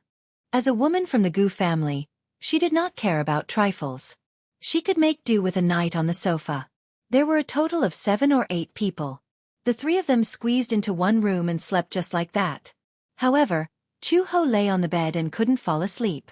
She fell asleep at 10 o'clock in the morning. When she woke up at 1 o'clock in the morning, she couldn't fall asleep. She didn't want to sleep anymore. She decided not to sleep. She turned on the TV and turned it off, intending to watch TV until dawn. The 2 bridesmaids who slept with her saw that she had woken up and were too nervous to fall asleep. The 3 of them got up and chatted while putting on facial masks and watching TV. At 3 o'clock in the morning, the makeup artist and the styling team arrived. Chu-Ho's makeup was a little complicated. With her hair tied up, it took 3 hours of work. Chapter 37:18. Everyone in the room woke up and started to get busy. Say, today is our cousin's big day. If we don't take advantage of this opportunity to play some pranks, we might not have the chance in the future. It was not known who brought this up, but the group of people all agreed. What ideas should we come up with? Mimi. One of the women raised her hand. I've prepared a detailed strategy in advance. When the groom comes to pick the bride up, we'll play some games for him to play. If he can't win, he can't come in. Hence, the group of people started to get busy. First, he cut the red ribbon into sections and stuck both ends with glue, blocking the door. It was as if he simulated the infrared aurora scanning of the Matrix. Only by using these infrared rays, and not touching any of them, could they enter the house. There were also people who prepared toast and mustard. They smeared a thick layer of mustard on each piece of toast. If they lost the game, the bride and groomsmen would have to eat the toast covered in mustard without missing a single bit. That's too much. Chu-Ho felt a little suffocated when he saw that they had smeared a thick layer of mustard. Besides the mustard toast, there were also fresh lemon slices and dried chili. Oh my God! Would this kill anyone? After preparing the game, someone suddenly suggested, how about we play a thrilling game? We'll give Uncle Jinglian a special surprise. The group of people gathered together and started to whisper. Then, everyone suddenly looked at Chu-Ho with evil smiles. When the latter saw their evil smiles, he couldn't help but feel his hair stand on end. On the other hand, Gu Jinglian woke up at 5:30 in the morning. He washed up, dressed up, tidied his hair a little, and put on his suit. The process of preparation for a man was much simpler than that of a woman. It had to be said that with Gu Jinglian's height and temperament, he looked extremely handsome in a suit. His domineering aura made people not dare to look at him directly. At 7:28 in the morning, Gu Jinglian set off to pick up the bride. The mighty convoy set off for Uncle Fu's house. When they arrived downstairs at 8:08, Gu Jinglian and his brothers went upstairs. Hearing the sound of firecrackers downstairs, the sisters in the house became nervous. They're here. Close the door. The group of people hurriedly locked the door and blocked the entrance. Just as the door closed, the elevator opened. Gu Jinglian walked to the door and saw that the door was closed. The best man beside him held a bouquet of flowers and knocked on the door. We're here. Open the door. How can I open the door without a red packet? That's right. We have more than 10 sisters working so hard. We won't open the door for you if you don't give us a red packet. Gu Jinglian snorted disdainfully. To him, anything that could be solved with a red packet was nothing. The groomsmen had prepared a big bag of red packets. They casually took out a dozen of them and stuffed them into the gap under the door. Some of the red packets were especially bulging. There was a thick stack of cash inside, and the gap in the door could not be squeezed in. Gu Jinglian said angrily, "Didn't I tell you to stuff less? Isn't this because it's easier to get things done with red packets? Change to a smaller number." Yes, Master Gu. The best man stuffed more than 20 red packets into the room and said pitifully, "Can you open the door now? Don't let our Master Gu wait too long. There are too few red packets. It's not enough." Chapter 37:19. The door opened a crack. When the groomsmen saw that, what were they waiting for? They immediately barged through the door. Gu Jinglian walked in and was surprised to find many red ribbons at the entrance. They looked like lasers. It seemed that they had planned to prank him from the moment they entered the door. You guys are really good at pranking. How can you say that we are pranking him? This is a test. That's right. The bride is the most important today. How can we let you take her away so easily? The best part is yet to come. Groom, you have to go through with the groomsmen first. Be careful not to touch the red ribbons. Otherwise, if one of you touches it, everyone will be punished. Gu Jinglian looked back at the groomsmen and groomsmen. Fortunately, none of them were particularly fat, so he still had some confidence. For his skills, this trick was not enough. Gu Jinglian took the lead and went through the dangerous area. However, he was the second to be hit and broke 2 of the ribbons. Stupid teammate. The bridesmaids came over with a tray. There was a pile of toast stuffed with mustard. Gu Jinglian did not know what was on it and asked in confusion, "What's that green on it?" "Mustard." Mustard. Gu Jinglian's face darkened and darkened. The groomsmen saw that his face had changed and immediately volunteered, "We will take all of it. Mr. Gu, you don't have to eat it."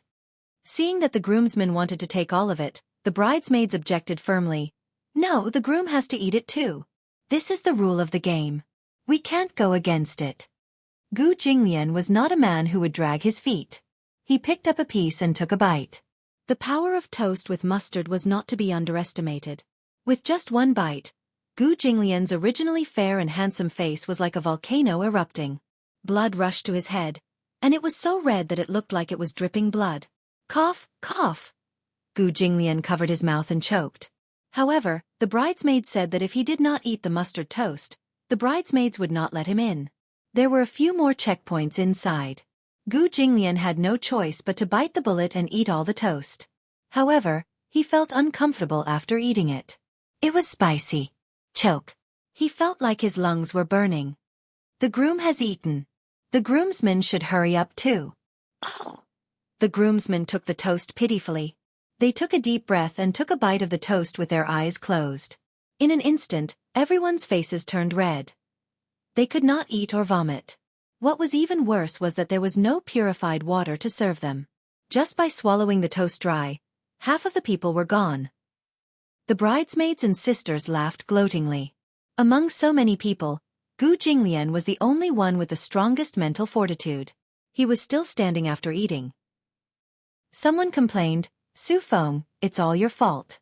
If you hadn't knocked the ribbon off, we wouldn't have to eat this thing. There's so much toast. Eat it all."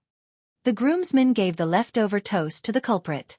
The latter had no choice but to swallow his grievance and finish all the toast. Usually, when Gu Jinglian was around, these people would never dare to be rash. Chapter 37:20. Since it was a joyous occasion, they were certain that Gu Jinglian would not act up on such a joyous occasion. Hence they went all out. There was a long corridor leading to the boudoir, and it was covered with shiatsu boards. What are these? The groomsmen squatted on the ground and touched them with their hands. They did not feel anything just by touching them, but if they took off their shoes and stepped on them directly, the feeling was indescribable. How do we do this? The bridesmaid said, "Groomsmen, take off your shoes and carry the groom over." Gu Jinglian was speechless. The groomsmen and the band of brothers fell silent. This was King crazy. If you don't pass this obstacle, you can't enter this door. The bridesmaids spoke again, their attitude firm. The band of brothers had nothing to say. They exchanged glances with the groomsmen and had no choice but to take off their shoes and try stepping on the shiatsu board.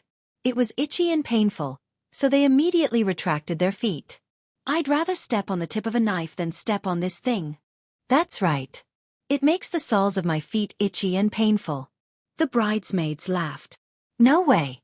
Gu Jinglian's expression turned cold. "Hurry up." Since the devil had spoken, the others did not dare to delay. They quickly took off their shoes and lifted Gu Jinglian up. Two of them held his arms, and another two lifted his long legs. The four of them formed a human palanquin and carried Gu Jinglian onto the shiatsu board. The group of people wailed in pain. All sorts of screams were heard. "Sister-in-law, spare us. Sister-in-law, it hurts. Hurry up and come out to help us. Sister-in-law, let us go. We came here sincerely to pick up the bride." The group of people wailed like ghosts and howled like wolves, but there was no response from inside the door. It seemed that Chu Ho was determined to ignore them. The band of brothers could only grit their teeth and close their eyes. They endured the excruciating pain in the soles of their feet and carried Gu Jinglian to the door. The shiatsu board was only a few meters long, but it took them a few minutes. The brothers put Gu Jinglian down. The groomsmen also took off their shoes and walked over. They knocked on the door and said flatteringly, "Sister-in-law, we're here. Open the door." Inside, the sisters and bridesmaids were blocking the door, but they did not let him in. Gu Jinglian turned the door handle, but the door was locked from the inside. It seemed that it would not be easy to get in. The groomsmen were also sensible. They immediately stuffed a large amount of red packets into the gap of the door. However, even after a large stack of red packets was stuffed in, the bridesmaid inside only cared about taking the red packets and refused to open the door. "Open the door. I've given you so many red packets. Why won't you let me in?" "That's right, we groom can't wait. There's not much time left. Don't miss the auspicious hour." "Groom, did you see the ribbon under the door?" When Gu Jinglian heard this, he looked down. Sure enough, there were a few red ribbons under the door. "I saw it. One of the ribbons is tied to the bride's wrist. If you can pick the ribbon tied to the bride's wrist, you can enter the door." Gu Jinglian squatted at the door and counted. There were a total of 10 red ribbons. However, only one of the 10 ribbons was tied to Chu Ho's wrist. It seemed that it would be difficult to pick that one. The groomsmen also became nervous. Chapter 37:21. The best man patted his chest and said, "Push-ups are nothing. Mr. Gu, don't worry about it. We can do 100 push-ups evenly." As soon as he finished speaking, the person behind the door said slowly, "It's not that everyone has to do 100 push-ups. It's that everyone has to do 100 push-ups." Everyone was silent. That's too harsh. That's right. How is it possible to pick 1 out of 10 in such a short time? The bridesmaid inside said disapprovingly, I just heard someone say that push-ups are nothing. Everyone was silent again. 100 push-ups it is. It's not like you can't do it. Gu Jinglian directly picked one and pulled it out in one go. There was a burst of booing in the room. That's wrong, that's wrong. 100 push-ups. 100 push-ups take up too much time. 50. 50 would be more efficient. Then give the remaining 50 to him in a red packet. Since the bridesmaid had spoken, the best man naturally quickly stuffed the red packet through the crack of the door. There were only red packets. Anything that could be solved with red packets was a small matter. After stuffing the red packets, the best man nimbly finished the 50 push-ups. These 50 push-ups were naturally a piece of cake for Gu Jinglian. In just a few minutes, he finished all the push-ups. Continue. There were only 9 ribbons left. In the name of it, this game of picking up the bride was a test of telepathy. However, in reality it was purely based on luck. If it was purely based on luck, it would be hard to say. Probability was the most difficult thing to figure out. Gu Jinglian narrowed his eyes and looked at the ribbons one by one. He carefully compared them and suddenly realized that there was something fishy about one of the ribbons. There were obvious signs of a knot. Gu Jinglian immediately grabbed the ribbon and pulled it back. As expected, this ribbon was connected to the ribbon on the bride's wrist. It immediately tightened. Ah! When the best man saw this, he was surprised that Gu Jinglian could pick the ribbon so quickly. While looking at him covetously, they asked, Is this the one? Yes. It sounded like the bridesmaid's answer was a little reluctant. It seemed that this was the one. Can you open the door now? The best man said angrily, You just said that as long as we get the ribbon, we can go in and pick up the bride. Open the door. The bridesmaids at the door did not seem to dare to make things too difficult for Gu Jinglian. Although they were very reluctant, they had no choice but to open the door.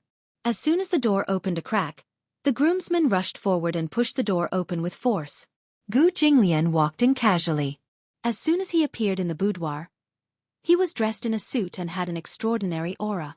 In a traditional wedding ceremony, the groom would often go out looking good, but in the process of receiving the bride, he would be embarrassed by the bridesmaids. However, this was where Gu Jinglian's power lay. With him present, no one dared to make things difficult for him. In just half an hour, Gu Jinglian had easily entered her room. It had to be said that Gu Jinglian was somewhat frightening. No one dared to offend the demon king of the Gu clan. Even the members of the Gu family stepped back because of Gu Jinglian's aura. Chapter 37:22. Gu Jinglian walked in. Naturally, the bridesmaids had prepared a series of game shows. However, Gu Jinglian had already prepared for it. The groomsmen that he had formed were all talented gamers. They were all experts in nightclubs. Thus, each of them showed their prowess and resolved many difficult and dangerous games. The bridesmaids racked their brains and used all their tricks. However, when faced with Gu Jinglian's groomsmen, they were at their wits' end. The photographer in charge of the itinerary immediately said, Groom, lift the bride's veil and kiss the bride. As he spoke, the photographer raised the camera and aimed it at Gu Jinglian. Obviously, he wanted to capture this classic scene. Gu Jinglian walked to the bedside and looked at Chu Ho, who was sitting cross-legged on the bed. She was wearing a traditional Chinese and phoenix robe and a red veil. She looked very charming. From the moment he walked in until now, she had not said a word. She had been silent the entire time. Was she nervous? Gu Jinglian was a little doubtful. This was the first time in her life that she had experienced a wedding. Could she be so nervous that she could not speak? Just as he was about to reach out and lift Chu Ho's veil, the photographer immediately said, Does the groom want to say a few words to the bride? Gu Jinglian raised his eyebrows and looked at him with some confusion. Say what? Some romantic confessions. Or you can say some promises. I didn't prepare anything. Everyone was silent. However, Gu Jinglian's reaction was not very surprising. After all, with his personality, he might not be able to lower himself to prepare some mushy and pretentious confessions.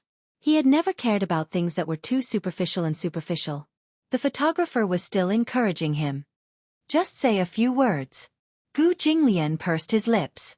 His gloomy expression made everyone present feel that the atmosphere was a little cold. The aura that emanated from his body filled every inch of the room. Even the cameraman was shivering from the cold. So cold. So scary. He was not a member of the Gu family. Instead, he was a photographer that Uncle Fu had specially hired to record every happy moment of the wedding.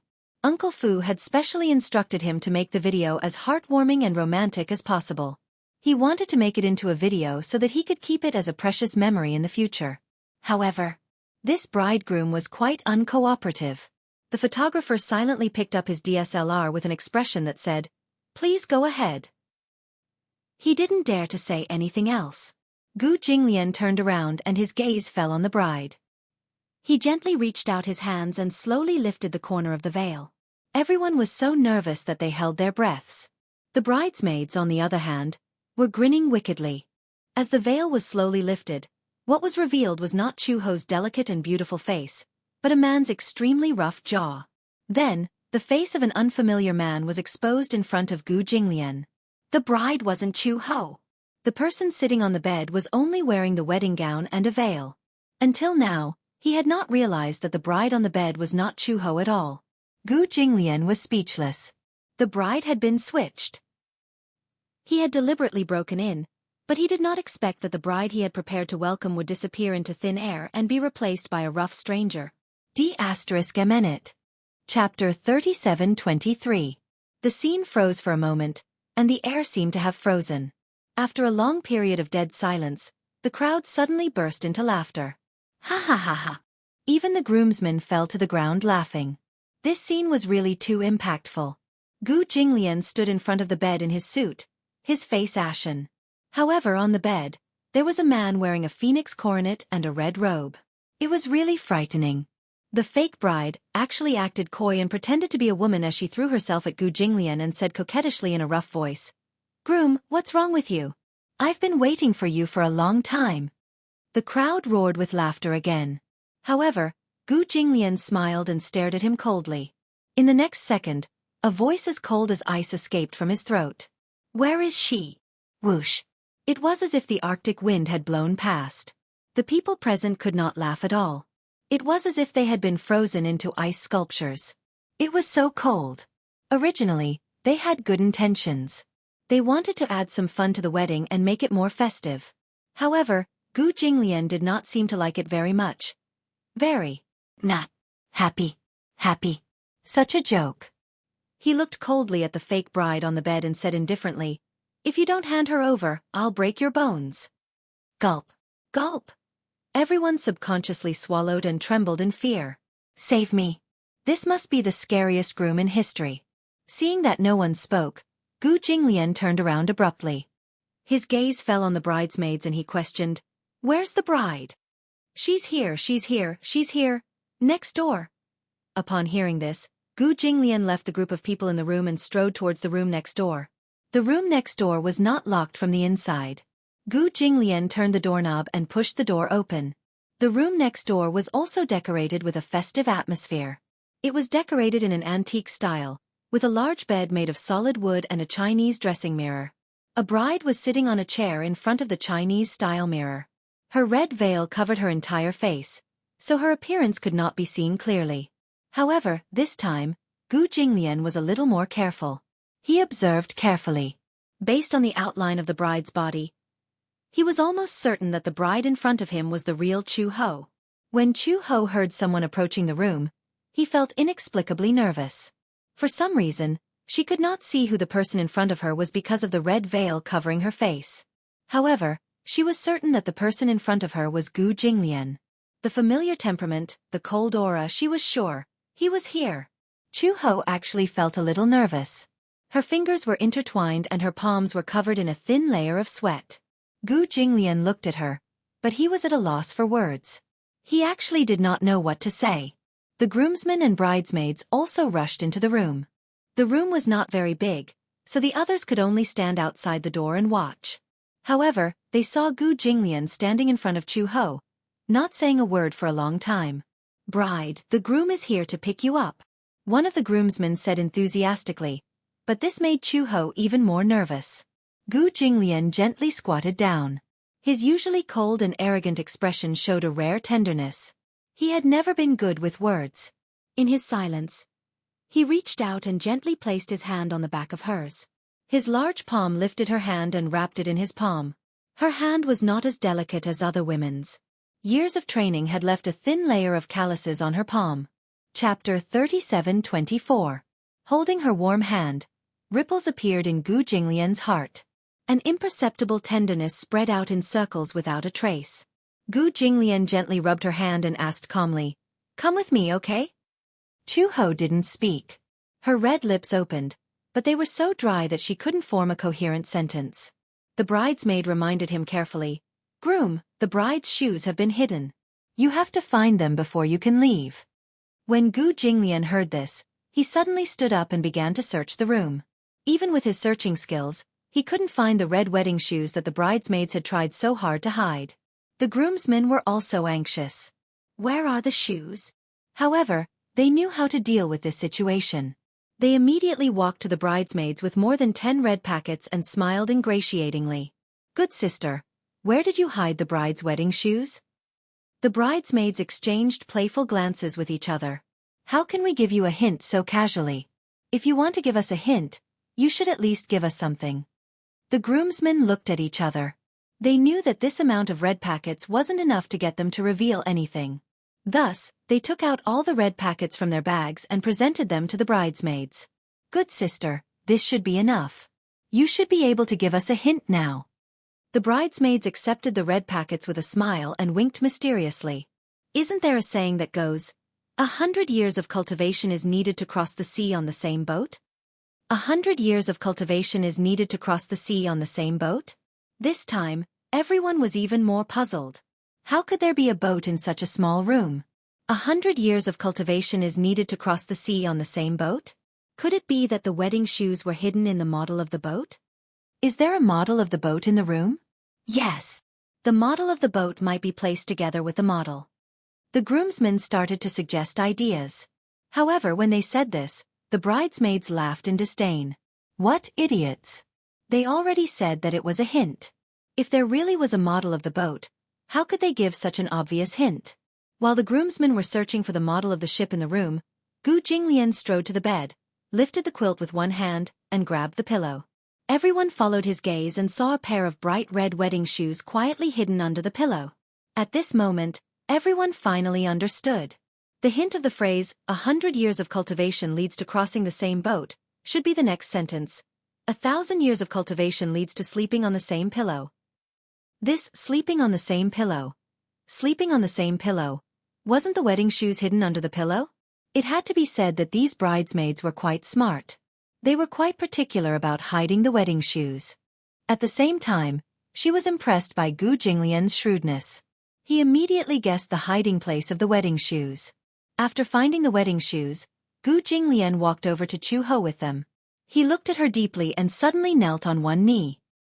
He gently lifted one of Chu He's legs, and under the fringed hem of her skirt, a fair and delicate foot fell into his palm. He held her foot with one hand and slowly put a red high heel on her heel with the other. When he had put on the wedding shoes for her, Gu Jinglian looked up and gently lifted the veil. At this moment, Chu Ho's face was extremely red with embarrassment. Chapter 37:25. Gu Jinglian also noticed her blushing face. Although she had applied blush on her face, he could still tell if it was blush or shyness. Knowing that she was shy, Gu Jinglian did not point it out. Instead, he asked seriously, "Can I kiss my bride now?" Chu Ho pursed her lips, but her shoulders shrunk. She did not expect Gu Jinglian to be like other men and say things that made one's heart pound like thunder.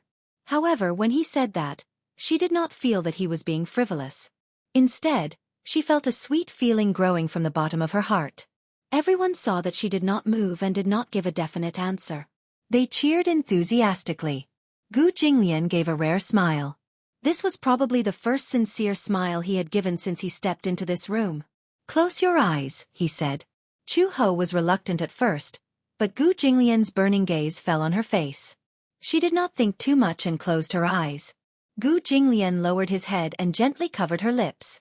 This was the first time he had kissed her so gently. It was just a light touch, but it was more confusing than a passionate kiss. He kissed her slowly, But Chu-ho felt that her heart was beating faster and faster. She even felt like she was about to suffocate. The faster her heart beat, the more guilty she felt. It was as if her strong heartbeat would reach his ears. Gu Jinglian looked up and smiled at her. She thought that her heartbeat had been spied on by him, and she felt even more embarrassed. She had experienced life and death, and had also passed through the gates of hell.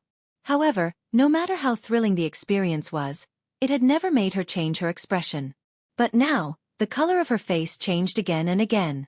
In the end, it became the most beautiful color in Gu Jinglian's eyes. Gu Jinglian lifted her up. Chu-ho's blood immediately rushed to her head, and she did not know what was going on.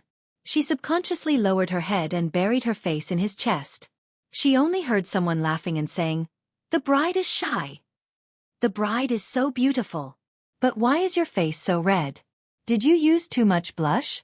When Chu-ho heard this, he lowered his head shyly. She did not even know how she got into the car. It was only when Gu Jinglian put her down in the back seat that she realized she was already in the wedding car. Gu Jinglian was surprised to see her blushing face. In his impression, Chu-ho was an extremely introverted person, but he was not a person who blushed easily. Perhaps it was because Gu Jinglian had always appeared cold and aloof, but he did not know that when she blushed, it was too much. However, he didn't say anything in front of outsiders. It was only after they got into the car that a certain man began to make fun of her. "Why is your face so red?" It would have been better if he hadn't mentioned it. Now that he mentioned it, Chu-ho felt even more uneasy. She raised her hand to touch her face and realized that her face was very hot. She immediately explained, "Oh, maybe it's too hot. The sun isn't very bright today. Why are you feeling hot?" Gu Jinglian glanced at her. "Are your clothes very thick?" Yeah." She actually responded. How could Gu Jinglian not see that she was blushing because of shyness? She actually said that her blush was due to the heat in front of him. Therefore he wanted to expose her hypocrisy, so he actually unbuttoned her clothes. Chapter 37:26. Chu-ho was shocked by the man's sudden action. She retreated and grabbed his wrist. She said angrily, "What are you doing? I think you're hot." Chu-ho was speechless. "I was just joking. You don't look like someone who would make a cold joke." Chu-ho was speechless again. She turned her head away angrily and did not look at him anymore. Gu Jinglian found it interesting. She actually had the delicate side of a little woman, but she was actually quite cute. The car ride was not far, but the journey took a long time. Perhaps because of the wedding, the two of them were sitting in the car now, but their identities were completely different. She was his wife, and he was her husband. Therefore, the change in their identities gave people a different feeling. She was a little uneasy, but Gu Jinglian was very calm and did not feel uneasy at all. It was said that during a wedding, men would be nervous, touched, surprised, and even cry. However, when it came to Gu Jinglian, he was calm and did not have any extra expression. He was too calm. Chu-ho was affected by him and gradually calmed down. The wedding was arranged in an orderly manner. Uncle Fu was very efficient. There was nothing to worry about. As he said, Chu-ho only needed to wear the wedding dress. Everything else had been arranged properly. Even the accident at the wedding had been predicted. The wedding car suddenly slowed down. The man sitting in the front passenger seat suddenly said in a low voice, "Master, Uncle Fu was right.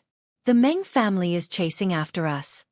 The Meng family was also a big family in the capital. A few generations ago, they were also a rich and powerful family. However, in recent years, they had some conflicts with the Gu family in business. Most importantly, the Meng family's power was also a little dark. Therefore, when Gu Jinglian's wedding was held, the Meng family naturally wanted to take revenge on the Gu family and cause trouble. However, Uncle Fu was not as smart as he was. He had already predicted this and planned the route in advance. The roads in the capital were well connected. This was something that had already been planned in advance. Gu Jinglian said, "Follow the route and go around them." Understood. After the car passed a traffic light, it sped towards another road. There were many policemen on the road near the center, so it was naturally difficult to do anything. If it was a small road, it would be a different story. Gu Jinglian naturally did not want these things to happen. After all, it was their wedding day, and no one wanted to be unlucky. However, Gu Jinglian was not so easy to deal with when the unlucky person came knocking on his door. However, one day, Gu Jinglian instructed his subordinates in advance that it was okay to fight, but not to draw blood. At most, they would break a few bones, but there was no need to draw blood. Regardless of whether it was his own blood or the enemy's blood, he should not see it. However, it could also be foreseen that the Meng family would definitely bring weapons when they came. However, the people from the Gu family weren't weak either. Not to mention bringing knives, even if they brought guns, they wouldn't be able to cause any bloodshed. The convoy drove to another road, and there was no one around. The people from the Meng family also became arrogant. They rushed over without restraint and directly stopped the Gu family's convoy. The car stopped. Gu Jinglian said to Chu Ho, "Stay in the car. Don't move." "Okay." Chu Ho also appeared very calm.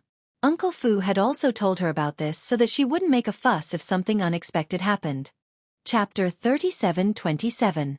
However, Chu Ho did not think much of it.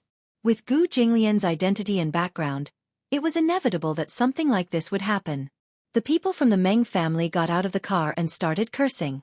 Some of them were holding iron rods, while others were holding machetes. It was obvious that they were going to fight to the death. Gu Jinglian scoffed. He had never taken a small character like the Meng family seriously. What era was it now? They were still behaving like third-rate hooligans. The people from the Gu family also got out of the car. The people who were hiding by the roadside also surrounded them. As soon as Gu Jinglian pushed open the door, the people from the Meng family saw him and swarmed toward him dauntlessly. Two people broke through the encirclement. They raised the iron rods in their hands and waved them at him. Gu Jinglian did not even look at him. He did not even raise his hand, which was in his trousers. He raised his leg and kicked the man to the ground. He turned around and kicked the other man's calf. The other man knelt on the ground on the spot and could no longer stand up. It turned out that this kick had broken his knee. Gu Jinglian rarely had the chance to show his skills. However, this did not mean that he could not deal with it when he encountered an accident. In other words, the best fighter in the Gu family was standing in front of him. He still had to think carefully about how to deal with him. Such a small role was not worth watching. Chu Ho sat in the car, but he was a little nervous. Through the window, he saw Gu Jinglian's figure disappear into the crowd. He did not know where he was. There was fighting outside, and the roars were intense. People kept flying out of the crowd. They were really flying. They lay on the ground and wailed. Some could get up, while others twitched and struggled on the ground. They could not get up no matter what. However, the people from the Gu family were ruthless. They were ruthless, but there was not a single drop of blood. Today was Master Gu's big day. No blood could be seen. It was bad luck. Even though many people from the Meng family came with knives, there was no blood. Just as Chu Ho was feeling nervous, he caught a glimpse of a bare-backed man with a tattoo of Guan Yu on his back. He was sneaking toward the wedding car. He deliberately avoided the eyes of the Gu family. Plus, he was not very strong, so it was easy for people to overlook him. Chu Ho raised his eyebrows in confusion. Why? Was this man here to kidnap her? Seeing that she was sitting in the car, he wanted to do something to her? Chu Ho smiled and leaned against the car door. When the driver saw this, before he could stop him, Chu Ho immediately unlocked the car and opened the door. This saved the man from smashing the car window and door with a stick. Chu Ho got out of the car in a bright red gown. The man was stunned. How could a woman be so daring? He had only seen her cowering in a corner, but he had never thought that she would be so brazen as to face him head-on. The man grinned. You're very brave, aren't you? Chu Ho asked. What do you want? What? The man smirked. F*CKU. Can you do it? Sure. Chu Ho's expression was very cold. He added, if you have the ability. When the man heard this, he found it even more interesting. He laughed and rushed toward her. He waved the metal rod in his hand toward her forehead. Chu Ho dodged nimbly. She turned sideways and raised her hand. She grabbed the man's wrist tightly and twisted it. The man screamed and the metal rod in his hand fell to the ground with a clang. Chapter 37:28. As Chu Ho said this, she sneered and grabbed the man's neck. She pressed him against the wall, clenched her fist and punched his lower abdomen. The man originally thought that she was at most a showy fighter, But who would have thought that this woman was not just a showy fighter, but a real fighter? If this punch landed on his nose bridge would break into 3 pieces. Ah! The man grimaced in pain and stared at her in shock. Chu-ho also knew that she could not afford to see blood today. Otherwise, she would have punched him in the face. Get lost if you don't want to die. Chu-he threw him to the side. The man fell to the ground, but immediately got up. Die. If you're so capable, why don't you kill me today? The man looked like a ruffian from the lowest rung of the Hay society. He was obviously trying to disgust Chu-ho on purpose. He knew that today was her wedding day and that no blood should be spilled, but he still wanted to disgust her. If you're so capable, why don't you kill me? Today is your wedding day. If you spill some blood, I won't die in vain. When Chu-ho heard this, she smiled and walked up to him. She grabbed him by the collar and said meaningfully, "If there's no blood, I can make you wish you were dead." In the past, when she was in the mercenary corps, she had seen and suffered torture without blood.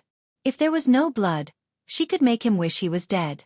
When Gu Jinglian returned to the car after dealing with the small fries, he saw a person lying on the ground. However, although he could tell that it was a person, he did not look human anymore. His limbs were bent at an extremely twisted angle and there were many fractures, especially below the knee, which was bent at a 90-degree angle. It was horrifying. Just by looking at the tattoos on his body, he could tell that this was a fighter from the Meng family. On the other hand, Chu-ho was still sitting in the car in a dignified manner, as if she was still a beautiful and reserved bride. What happened? The chauffeur lowered the car window and said softly, Master Gu. What's going on? Gu Jinglian stepped on the chest of the man on the ground and pressed down lightly. The man suddenly opened his eyes and gasped in pain, but he could not scream. He was still alive. His frown deepened as he guessed who was behind this. His attack was ruthless, but he had a good grasp of the situation. One could imagine how painful it must have been for this person to have all 4 of his limbs broken. However, not a drop of blood could be seen, and he was still alive. It must be Chu-ho's doing. However, who asked this man to come to him so eagerly? He thought that the bride was easy to bully and could be bullied by anyone. He thought that if Gu Jinglian was not around, he could take advantage of the situation. He was thinking too much. Although Chu-ho's skills were below his, he was not weak. Just how suicidal was this person to send himself to death? The driver still had lingering fears. At first, he was worried that Chu-ho was in danger, but when he saw Chu-ho's skills, he was terrified. What terrifying strength! She was indeed Master Gu's wife. Her strength was comparable to Master Gu's. On the scene, more than half of the Meng family's people were on the ground. Those who were left were the new members of the Meng family. Now, more people from the Gu family had arrived at the scene. Seeing that they had the advantage in numbers, it was difficult to resist. However, due to the Meng family's orders, they did not dare to advance or retreat. Chapter 37-29. They had all come to the capital from different places in order to earn a living. The Meng family had taken them in and taken the money, so they had to work for them. However, even if they had taken the money, they couldn't risk their lives, right? Hence, they hesitated and froze. No one dared to step forward or back away. After the Gu family members had boarded the motorcade, a portion of them stayed behind to guard the scene. The motorcade then looked at the Gu residents. The Meng family members were dumbfounded. Who would have thought that the Gu family members would be so fierce? They had not come here with the intention of arm wrestling with the Gu family. They just wanted to take the Gu family's joy away on such a joyous occasion. The Meng family originally wanted to catch the Gu family off guard. However, they did not expect Uncle Fu to be so experienced and foresee things. He had already taken this matter into account. So much so that he had calculated how they would travel and how much time they would waste. Even the timing of the motorcade's arrival at the Gu residence was extremely accurate. At the entrance of the Gu residence, the motorcade stopped in an orderly manner and formed a long line. At the entrance, the Gu family members stood in 2 rows and were fully armed. Most of the guests that Gu Jinglian had invited this time were of high status. Hence, to prevent unnecessary accidents, the security was very adequate. Uncle Fu and Aunt Qin stood at the entrance and greeted the guests.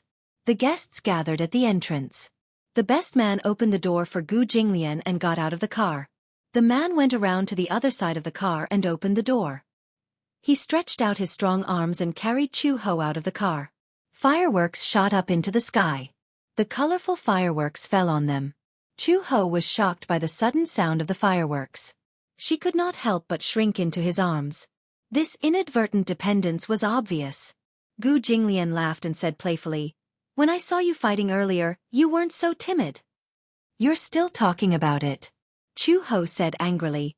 "Why did this happen today? It's fine if there's no blood, but when there's blood, I feel unlucky."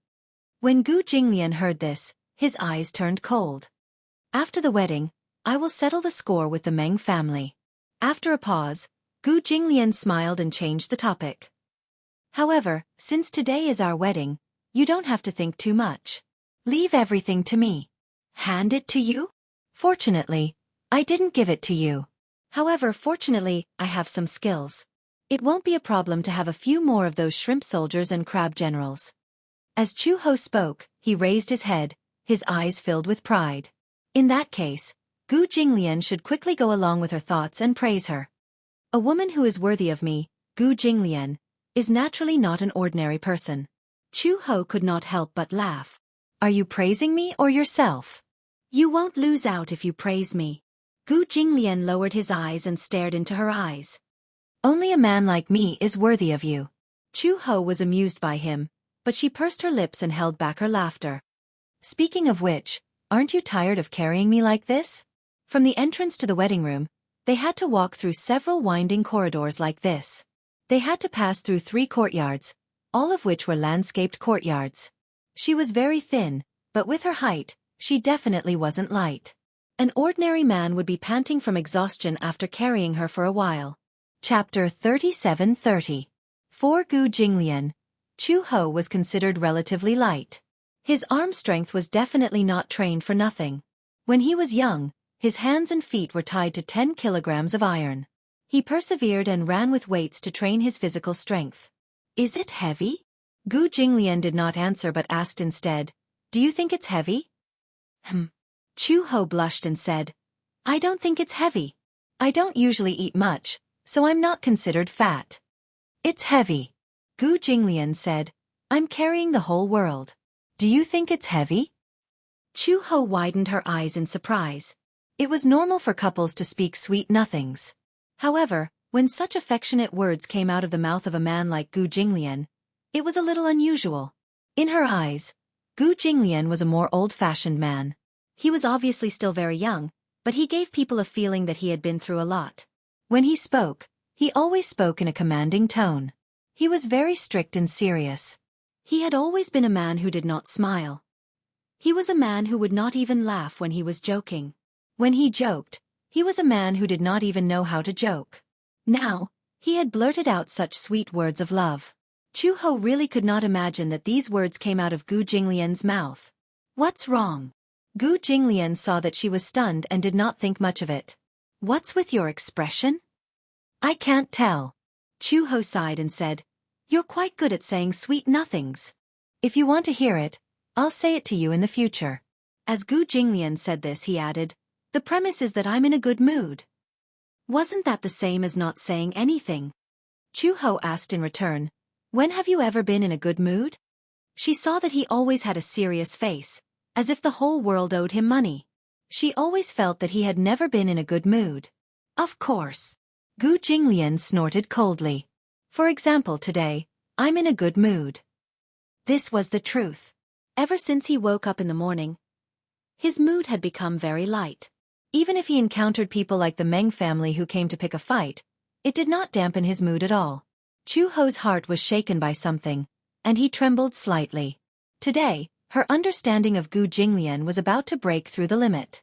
She didn't expect that this man could tell cold jokes, say romantic words, and even say words that could move people.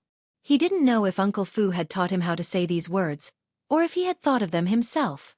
However, no matter what, even if he already had a draft for these words, it was already not easy for him to swallow his pride and say these words. Although she was not particular about romance, it was already very surprising to hear such words of love coming out of his mouth on such a day. Hugging the entire world. Chu-ho kept recalling this sentence in her mind. She wanted to laugh, but because he was here, she didn't dare to laugh so easily. She didn't want him to think that she was laughing at him. Hence, she secretly covered her mouth and held the apple in her hand to the side of her mouth. The corners of her lips curled up uncontrollably. The apple in her hand was given to her by Mama Fu before they left. Mama Fu said that hugging an apple in her hand would ensure the safety of the two of them for the rest of their lives. This was a moral and also a tradition. Chapter 37-31. Gu Jinglian carried him into the bridal chamber.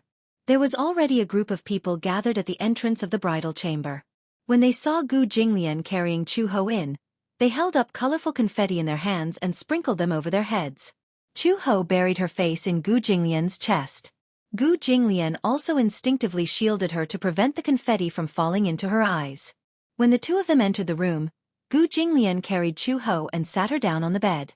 The bed had already been made the night before. The red embroidered bedsheet and quilt cover, as well as the white quilt on top of it, were stuffed with dates, peanuts, longans, and lotus seeds. The quilt was pieced together to form the words, "Give birth to a child soon." Chu Ho glanced at it and her face instantly turned red. She instinctively stroked her lower abdomen, thinking that this child and daughter had already been in her stomach for a long time. According to tradition, when these quilts were laid out, an underage child would be invited to crawl on them. It had a special meaning of joy. Hence, this heavy responsibility fell on Xiao Bao and Lin Shi's shoulders. At night, Uncle Fu carried Xiao Bao and Lin Shi to the bed. They rolled and crawled on the bed. Uncle Fu watched from the side and chuckled. He was extremely happy. However, Xiao Bao did not know the purpose of this. He pestered Uncle Fu and asked him why they had to crawl on the bed. Uncle Fu said, "This is a tradition. You'll know when you grow up."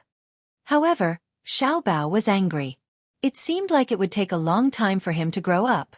Wouldn't he have to wait for a long time to find out? While Gu Jinglian and Chu Ho were sitting, Lin Shi walked over with a pair of red scissors and a small red bag in his hands.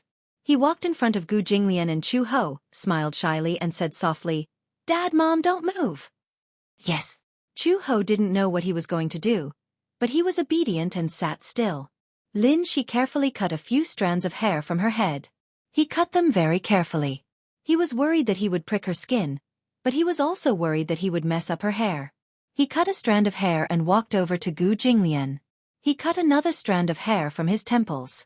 Gu Jinglian's hair was naturally not as long as Chu Ho's, but it was not very short either. Lin Shi carefully twisted the two strands of hair together and gently placed them into the red fortune pouch. This meant that the two of them were officially husband and wife. Lin Shi smiled and said a few words of joy. "I wish you a happy and blissful marriage. I wish you a child soon. I wish you a happy and loving life."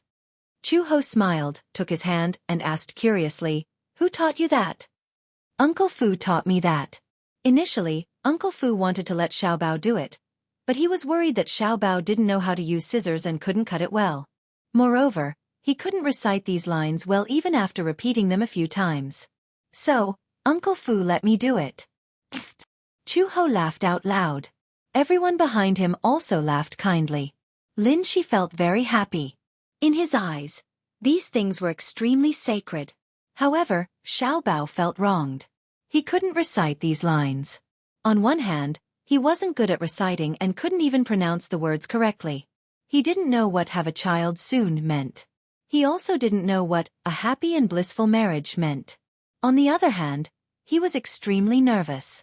Hence, Lin Shi snatched this spot. Chapter 37-32. Uncle Fu brought over 2 bowls of soup. There were glutinous rice balls, yuan shao, dates, and lotus hearts. The soup was sweet and meant sweetness and harmony. However, they had to feed each other a mouthful of the soup first. Gu Jinglian was naturally the first to be fed. It was his first time eating sweet soup and he didn't really like sweet things. Hence, as he fiddled with the food in the bowl, he asked, "What do you want to eat?" "I'll eat glutinous rice balls." "Okay." It was rare for Gu Jinglian to be so docile. The reason why he was described as docile was because Gu Jinglian had always been arrogant and unruly. He rarely took the initiative to feed others and would even ask for their opinion on what they wanted to eat. How rare! Chu Ho was naturally happy to see this and enjoyed being fed. After feeding him 2 mouthfuls, Gu Jinglian said unhappily, "This bowl is almost finished. When are you going to feed me?" Chu Ho was stunned. He hadn't swallowed the glutinous rice ball in his mouth and asked incoherently, "Huh? Do I have to feed you too?" Otherwise, Gu Jinglian raised his eyebrows. "Do you want to eat both bowls?" "I don't have that intention." "Then why aren't you feeding me?" Ah! That domineering Gu Jinglian seemed to have returned. Chu-Ho didn't know whether to laugh or cry, but he immediately swallowed the glutinous rice ball in his mouth and scooped another glutinous rice ball to bring to his mouth. Gu Jinglian glanced at it, but his gaze was cold as if he didn't care about it. He didn't like glutinous rice balls?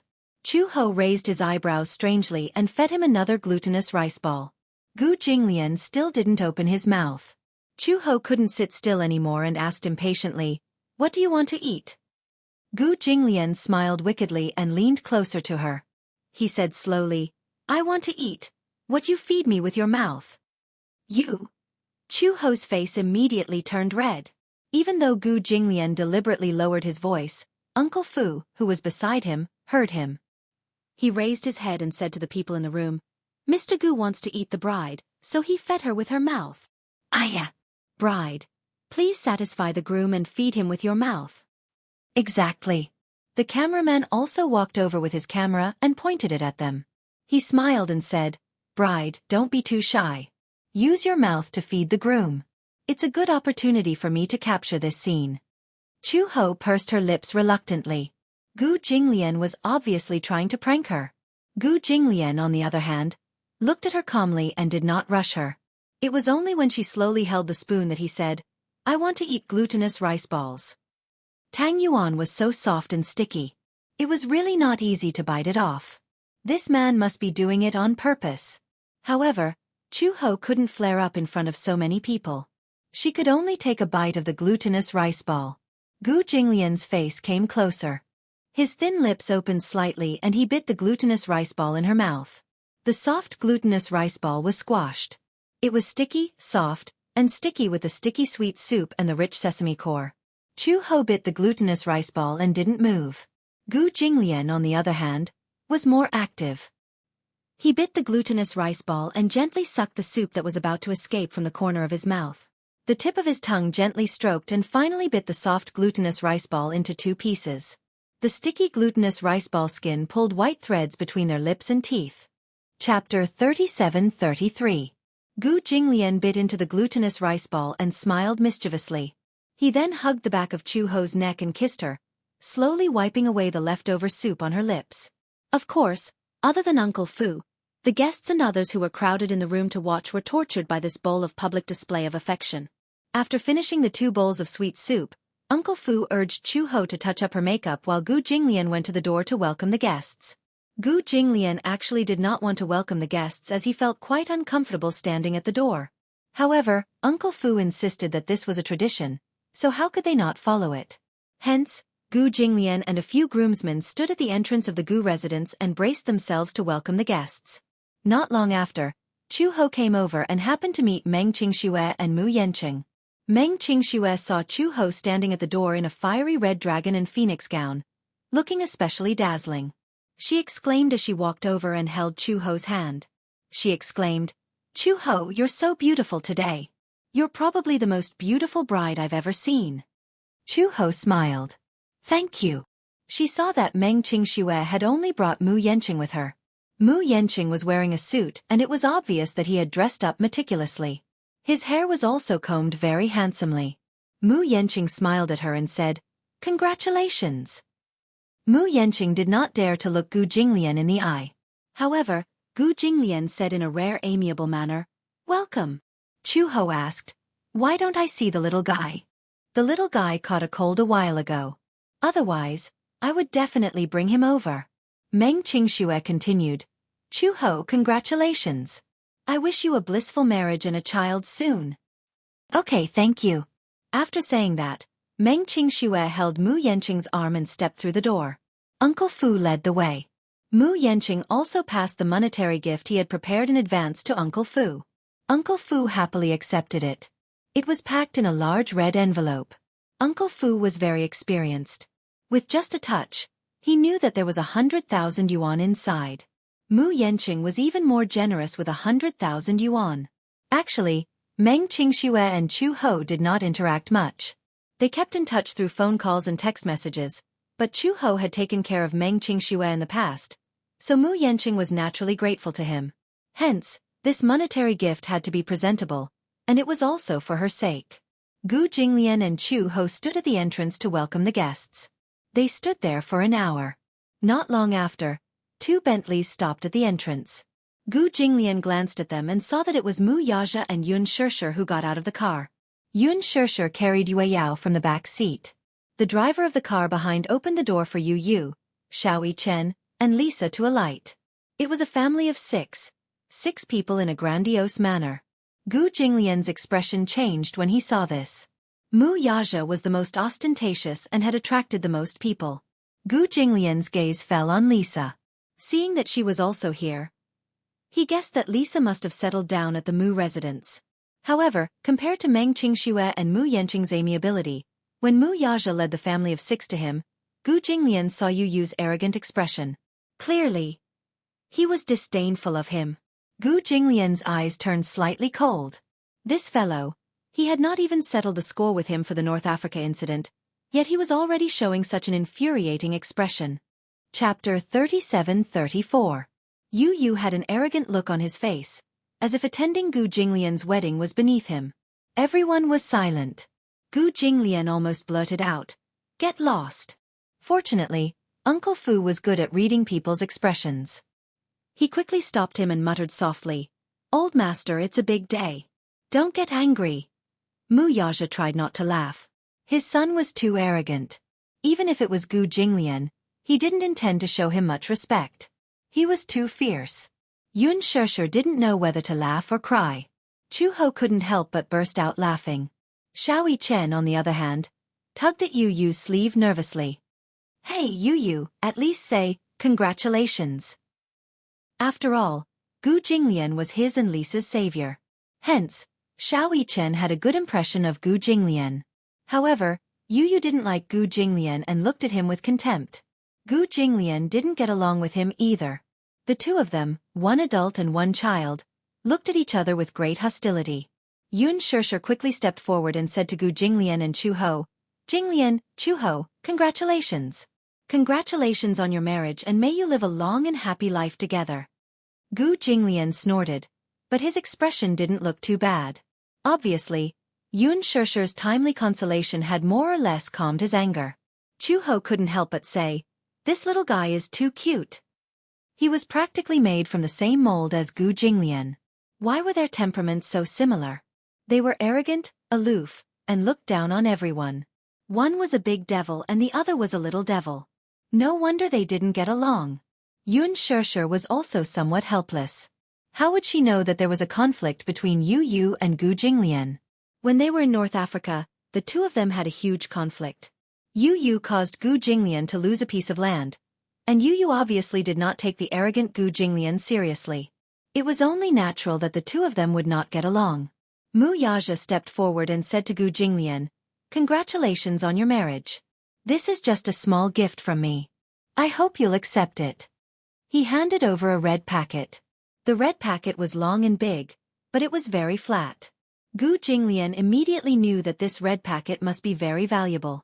Mu Yaja couldn't have stuffed a $100 bill into the bag. It must have been a large check. "Uncle Fu." Gu Jinglian greeted him. Uncle Fu immediately walked over and took the red packet from Mu Yaja. He smiled and bowed. "President Mu, Mrs. Mu. This way please." "Okay." Mu Yaja nodded. He held onto Yun Shishir's arm and the 6 of them stepped into the Mu residence under Uncle Fu's lead. Chu Ho saw that they had entered the residence and there was no one at the door. She bent down and gently massaged the sore muscles in her calves. She was wearing high heels, but she didn't usually wear high heels. In addition, she was standing at the door motionlessly in high heels. Her calf muscles were tense, and it was inevitable that she would feel a little sore. When Auntie Chin saw this, she immediately said, "High heels must be uncomfortable, right?" Chu Ho nodded. "Yeah, it's against my feet. My toes hurt too." "Okay, wait for me for a while. I'll get you a pair of flats." Auntie Fu asked, "Do you have flats with red flats?" "Yes, but they're cloth shoes. They're also red, so it's okay to wear them. Chu-ho is pregnant. She can't wear high heels all the time. It's not good for her health. Yeah, you're right. Hurry up and change them. Chapter 37-35. This was because it was a traditional Chinese wedding. Therefore, there was also a ceremony to worship heaven and earth. After all the guests had arrived, Gu Jinglian and Chu-ho followed the tradition and worshipped heaven and earth.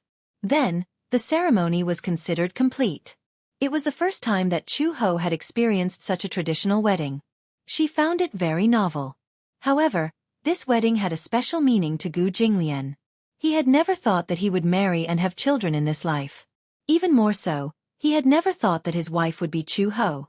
She was once an Interpol officer, and he was a name on the Interpol blacklist. Two names that would never have crossed each other's paths in their lives were now linked together. On this day, Gu Jinglian appeared to be very happy. Together with Uncle Fu, he did not refuse any of the guests' toasts and drank some wine. When everyone cheered for him to kiss the bride, Gu Jinglian did not pull a long face. Instead, he generously put his arm around Chu-ho's waist and gently kissed her red lips. No matter what, he refused to do it. Chu-ho also felt that with Gu Jinglian's style, he would definitely not show off his love in front of everyone. Such an ascetic man would definitely be a different person in private. However, in front of so many people, he would definitely not let them off too easily. Some people cheered and urged them to disturb the bridal chamber. Gu Jinglian's expression immediately darkened. Although he did not say anything, his attitude was clear.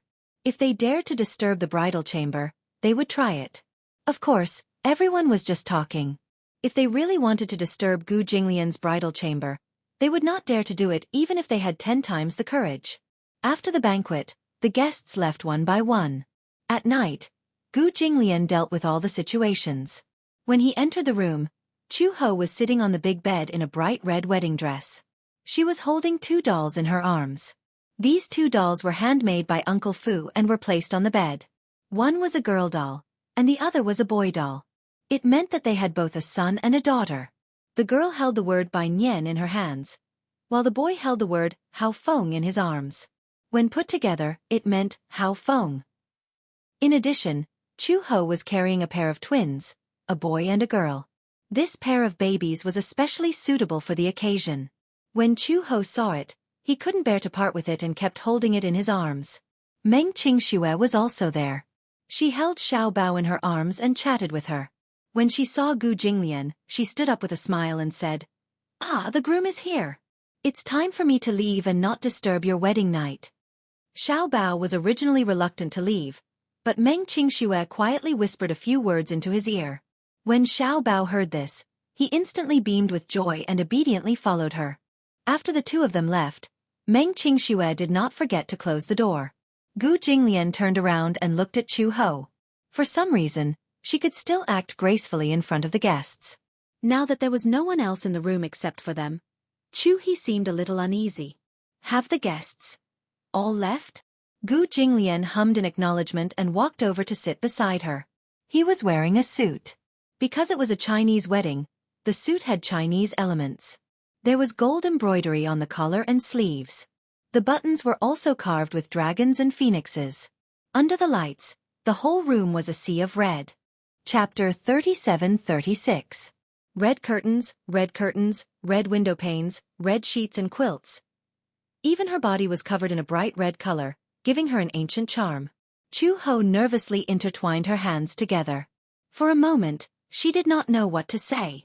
Gu Jinglian tugged at his tie slightly. Perhaps it was because he had drunk alcohol, but his body was a little warm. This feeling, this scene, this wedding night. The ancient said that every moment of the night was worth 1,000 gold. However, if it were them, Gu Jinglian would probably suffer a little. She was now pregnant with a pair of twins. Because it was still early pregnancy, it was best to avoid sex as much as possible.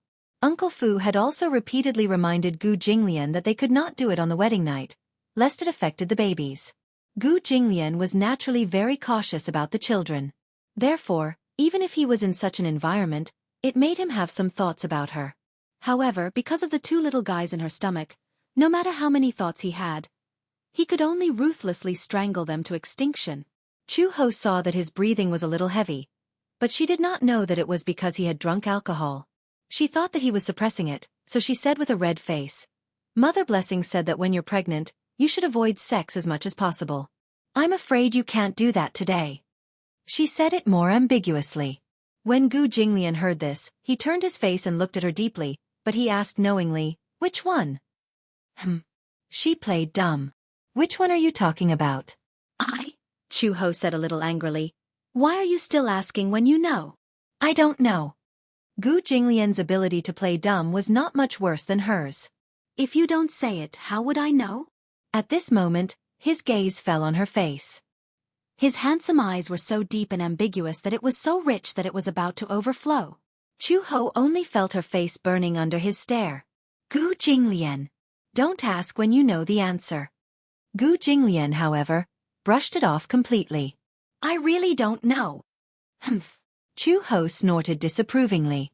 He turned his face away awkwardly and said, "It means that we can't have sex." Gu Jinglian said, "Oh," but the last syllable was dragged out. He suddenly moved closer and pinched her chin, forcing her to face him. "From your tone, it sounds like you're very regretful?" Chu Ho's face instantly turned red. "What do you mean I'm sorry?" Gu Jinglian smiled. When he smiled, the corners of his lips curved into a faint arc. It was extremely charming. He was obviously making fun of her. Literally. "I know you understand." Chu Ho smiled and said, "I wonder who's the regretful one? On the wedding night, you can only hug each other and can't consummate your marriage. You should be the one suffering more." "Who said that I can only hug each other?" Gu Jinglian suddenly leaned over and pressed his body weight onto hers. However, Gu Jinglian was especially careful. Although he was leaning on her, he did not press all of his weight on her. She couldn't bear the sudden weight and was pinned down by him. Looking up, Chu Ho met Gu Jinglian's deep eyes. It was as if there was magic in his eyes. It was like an endless abyss that wanted to hook her soul into it. Chu Ho was pinned down and couldn't move. She twisted around uncomfortably. Chapter 37:37. "You," Gu Jinglian immediately said. "Shoo, don't talk." Chu Ho was a little puzzled. She did not understand what he was trying to do. Although she was pinned under his body, Gu Jinglian's arms held on tightly. Although he was suppressing her, he did not put all his weight on her body. Gu Jinglian looked at her like this. His rare gentle gaze swept across her face inch by inch. In his mind, it was like a revolving lantern. Memories appeared one after another. From the first time they met, she stood in front of him, arrogant and respectful. She was as cold as a machine, as if there was no emotion or warmth. At that time, Gu Jinglian could tell that this woman was not an ordinary person. Later, he slowly realized that she was an undercover agent sent by Interpol. She lurked around him in order to collect evidence and take action. However, he was not in a hurry to expose her. He had given her a chance. If she had given up her identity as an undercover agent, he would definitely not have killed her. Logically speaking, such a woman betrayed and deceived him. Given his personality, he would definitely kill her. However, he did not know why he felt compassion. However, Chu Ho did not give up her duty as an Interpol agent. Hence he made a move. At that time, he was cold and decisive. He did not leave any way out. However, he did not expect that she did not die and was even pregnant. It was his child. Their reunion 5 years later was unexpected, but also expected. He did not expect that their child was already 5 years old. His name was Xiao Bao. When Gu Jinglian heard this name, he did not know whether to laugh or cry. This name sounded a little old-fashioned. However, he had already gotten used to calling her by that name. Later, Chu Ho came to North Africa to look for him. She braved the rain of bullets and came to him alone in such a dangerous war zone. Gu Jinglian did not expect her to come. When he saw her, he was still a little puzzled. He thought that if he died in North Africa, Chu Ho would definitely feel relieved and leave the Gu family with Xiao Bao. He did not expect that she would come to North Africa to look for him. Along the way from North Africa, the two of them had experienced life-and-death situations and passed through many difficulties and obstacles. At that time, when they boarded the ship back to the capital, Gu Jinglian had already decided on her. He had set his mind on this woman. Gu Jinglian looked at her fixedly. Chu-ho asked him uneasily, "What's wrong? You keep staring at me." However, in the next second, Gu Jinglian's thin lips gently covered hers. He gently pried open her soft lips and drove straight in. This was the first time in his life that he had taken the initiative to kiss her so gently.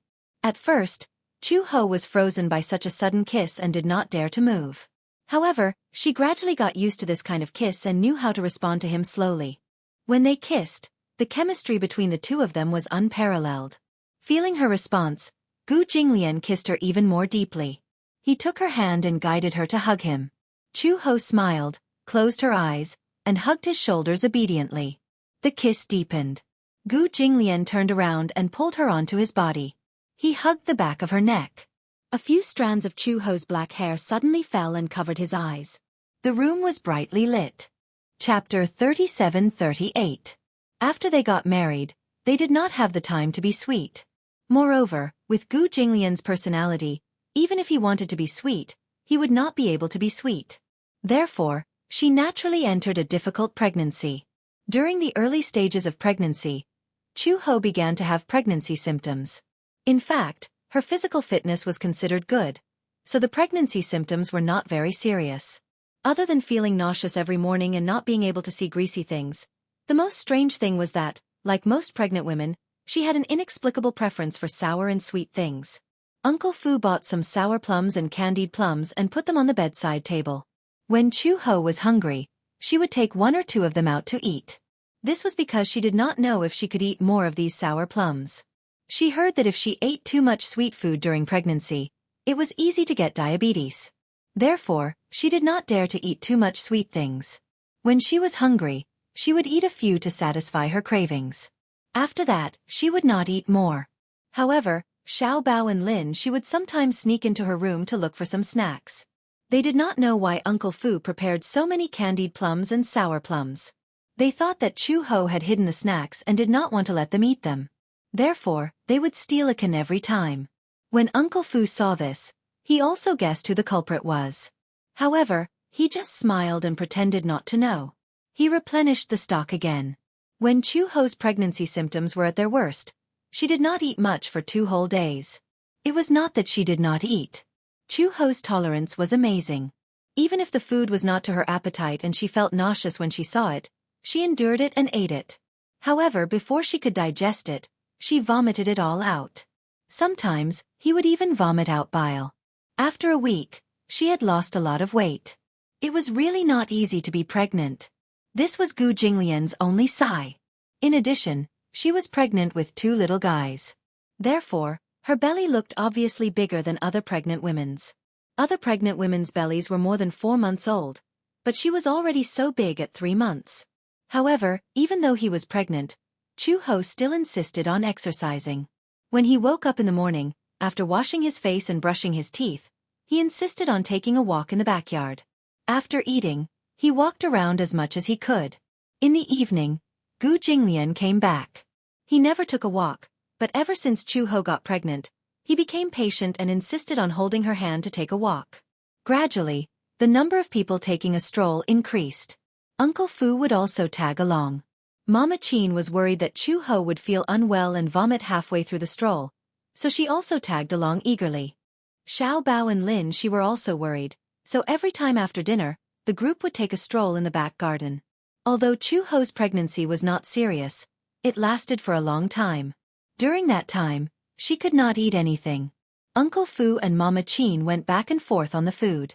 It could be said that they had deliberately and racked their brains. They even specially hired a nutritionist to come back and customize a special diet for her. In the end, Chu-ho did not have an appetite. Other than porridge, she would vomit everything that had a little oil on it. It was better not to eat it. Otherwise, she would not be able to withstand vomiting like this every day. Chapter 37-39. At the very least, Chu-ho would not have any extreme reactions after eating these. However, what surprised Mother Chin the most was that even after she was pregnant, Chu-ho's mood remained very good. It was said that during pregnancy, especially in the middle, pregnant women would often lose control of their emotions and become very irritable. Sometimes, they would lose their temper for no reason. However, Chu-ho would not. His mood was so stable that it made one's hair stand on end. He still looked calm and composed, no different from usual. On the other hand, Gu Jinglian's temper changed a lot. In front of Chu Ho, no matter how bad his mood was, he would not show any negative emotions. However, when it came to other people, his temper was worse than before. Especially every time Chu Ho vomited everything he had just eaten, he would find Mother Qin and vent his anger, blaming her for not preparing the food well. As a result, Gu Jinglian was especially irritable when he saw Chu Ho suffer. He had never been good at expressing his feelings in front of Chu Ho. Everyone could tell that he was just worried about Chu Ho. Chu Ho once found out about it and felt very apologetic. Whether he vomited or not really had much to do with the food Mother Qin prepared. He instinctively rejected it, even if it was just a little bit of greasy meat. Perhaps he would feel better after this period of time. Chu Ho looked for Mother Qin guiltily and apologized to her. However, Mother Qin laughed. I was wondering what was going on. You even specially looked for me. Sigh, it's nothing. Old Master's temper is much better than before. In the past, he always had a bad temper. Did he get angry often? It would be better if he got angry often. At least, he wouldn't keep it to himself. It would be easier to talk about it. Mother Qin mentioned some of Gu Jinglian's past. In the past, Gu Jinglian was ruthless in dealing with people. For example, in the past, when a servant accidentally broke a vase, Gu Jinglian would immediately chase the servant out of the Gu family. If it were now, he might show his displeasure with a look of displeasure, but at most, he would give the servant a verbal warning. He was no longer so ruthless and did not give the servant any leeway. Moreover, the fact that Master scolded me like that only means that he knows how to dote on people. Think about it, he blames me because you always vomit after eating my food. He feels sorry for you, so he can only vent his anger on me. I'm old and he's still young. How can I argue with him? As Aunt Qin spoke, she laughed to herself. Chu Ho was helpless. You guys have spoiled him since he was young. That's why he's so spoiled. If it were me, his temper wouldn't be so bad. Master's heart is not bad. Everyone outside says that he is very bad, and his reputation is extremely vicious. However, as long as you put your heart into it, you'll find that Master is actually very gentle inside. Aunt Qin sighed again. You say that we spoil him, but we also feel sorry for him. Master has been alone since he was young. He has no one close to him. We watched him grow up. But think about it, no one is perfect. How can there be a perfect person in this world? Other than old Master being a little arrogant and bad-tempered, there isn't anything bad about him. That was true. No one was perfect. No one was perfect in this world. Gu Jinglian was not a god. He was just a mortal. Even a god was not perfect, let alone a human. Chapter 3740. Besides, Master's temper has been restrained a lot now. Look, no matter what troubles he has in business, he rarely brings these emotions home. You've been pregnant for so long, but he's never been angry with anyone else, let alone you. Even in front of you, he's never been angry with anyone else. People change for the sake of their loved ones. Even though you might not realize it, as bystanders, we can see it very clearly. Although Master's change is subtle, we can still sense it. Chu Ho nodded. She had also noticed that Gu Jinglian's temper had been restrained a lot. He did not know how to take care of people, but after being pregnant for so long, he might not have done well in the things that he did not know how to do, but he did what he could. For example, when she was not feeling well at night, because her stomach was a little big and her back hurt from lying down, even if he was so sleepy that he could not open his eyes, he would use his hands to rub her sore waist. Sometimes, she would want to eat in the middle of the night. Gu Jinglian would even drive all the way to a 24-hour convenience store to buy some freshly cut fruits, biscuits, and bread. When he returned, she was usually already asleep. He would put these food by the bedside. When she woke up hungry again, she could reach out and get it. Chu Ho also saw it. The changes that Gu Jinglian had made for her were unimaginable. The short yet long period of early pregnancy seemed to have passed quietly in the wee hours of the morning. One day, Chu Ho woke up and a strong sense of hunger surrounded her. She shook Gu Jinglian awake and said that she wanted to eat drumsticks. Other than drumsticks, she wanted to eat rice and pork rib soup. She felt so hungry that she could swallow a cow. For some reason, this hunger was so fierce that as soon as she woke up, her appetite was great and she wanted to eat and drink. However, Gu Jinglian was a little cautious. Ever since she started having pregnancy symptoms, she couldn't touch these oily things. Now, she suddenly said that she wanted to eat chicken drumsticks and pork rib soup. However, even though he was a little worried, Gu Jinglian still got out of bed and woke Uncle Fu up so that he could take care of it. Uncle Fu was also a good cook. He didn't wake Mama Chin up and cooked a pot of pork ribs and radish soup, braised chicken legs, and a pot of rice. The group of people sat at the dining table and were on tenterhooks. They were sweating profusely until Chu Ho finished a bowl of rice, 2 drumsticks, and a few ribs. His mouth was glistening with oil. She was so hungry that she couldn't care less about her manners. She was so focused on eating that the rice grains stuck to the corners of her mouth. Gu Jinglian's heart ached when he saw her eating in such a hurry. He knew that she was too hungry. Perhaps it was hard for ordinary people to understand this kind of hunger. She was so hungry that her whole body was trembling. It was as if she would faint in the next second. After breakfast, Chu Ho went back to her room and lay down. Gu Jinglian didn't dare to sleep. He was worried that she would feel nauseous again and vomit everything that she had eaten. Everyone was on high alert, but they did not expect Chu He to sleep for the entire morning and only wake up at noon. At noon, Mama Chin made another pot of braised pork. Chu Ho got up and sat down to eat again. However, because she wasn't that hungry anymore, she didn't eat in a hurry. For the whole afternoon, Chu Ho didn't show any signs of vomiting. Chapter 3741. In the end, even though everyone was on guard for the whole afternoon, Chu Ho still showed no signs of vomiting. Uncle Fu cheered. It was probably because the pregnancy period had passed. This time, they didn't have to worry about oil anymore. At night, when Gu Jinglian came back, the whole family sat around the dining table. Gu Jinglian gave her a few pieces of red braised pork and urged her to eat a few pieces of meat. After eating, she didn't show any signs of nausea. Mother Chin said happily, "Chu Ho, don't you feel uncomfortable anymore?" "Yes, I don't," Chu Ho said with a smile. "I won't vomit anymore." Wah! Mother Chin beamed with joy. She and Uncle Fu looked at each other and were very gratified. "It's good that you don't vomit anymore. You can finally nourish your body." Uncle Fu said with heartache, "You haven't been able to eat much oil recently, and the whole family has been nervous. You haven't seen old master. He hasn't slept well for a few days, and he's worried that you're not feeling well." Gu Jinglian cleared his throat and looked at him warningly, blaming him for talking too much. Uncle Fu smiled. "Old master is shy.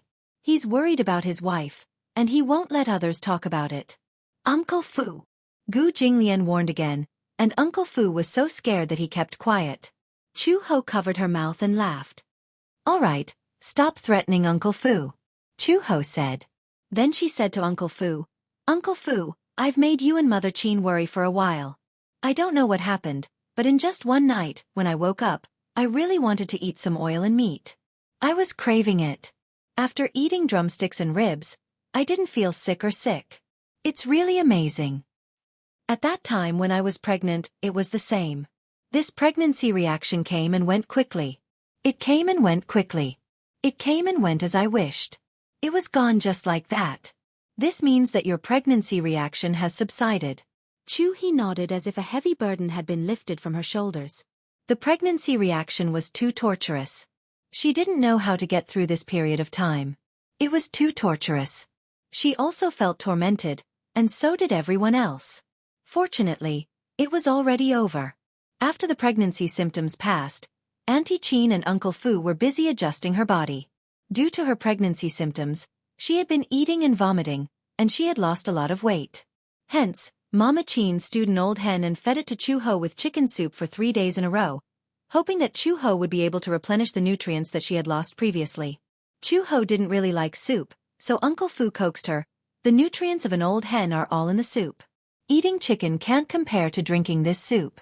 Besides, you have to think about it. This chicken soup isn't for you to drink. You have to think about it. You're pregnant with 2 little guys. If you don't want to, then don't treat them unfairly." When Uncle Fu said this, Chu Ho understood. For the sake of the 2 little guys in her stomach who were waiting to be fed, Chu Ho drank the soup no matter how much she didn't like it. There weren't many ingredients in the chicken soup. It was the original flavor. Although it was light, it was also naturally delicious. Other than the chicken soup and rib soup, Uncle Fu also paid attention to the nutritional balance.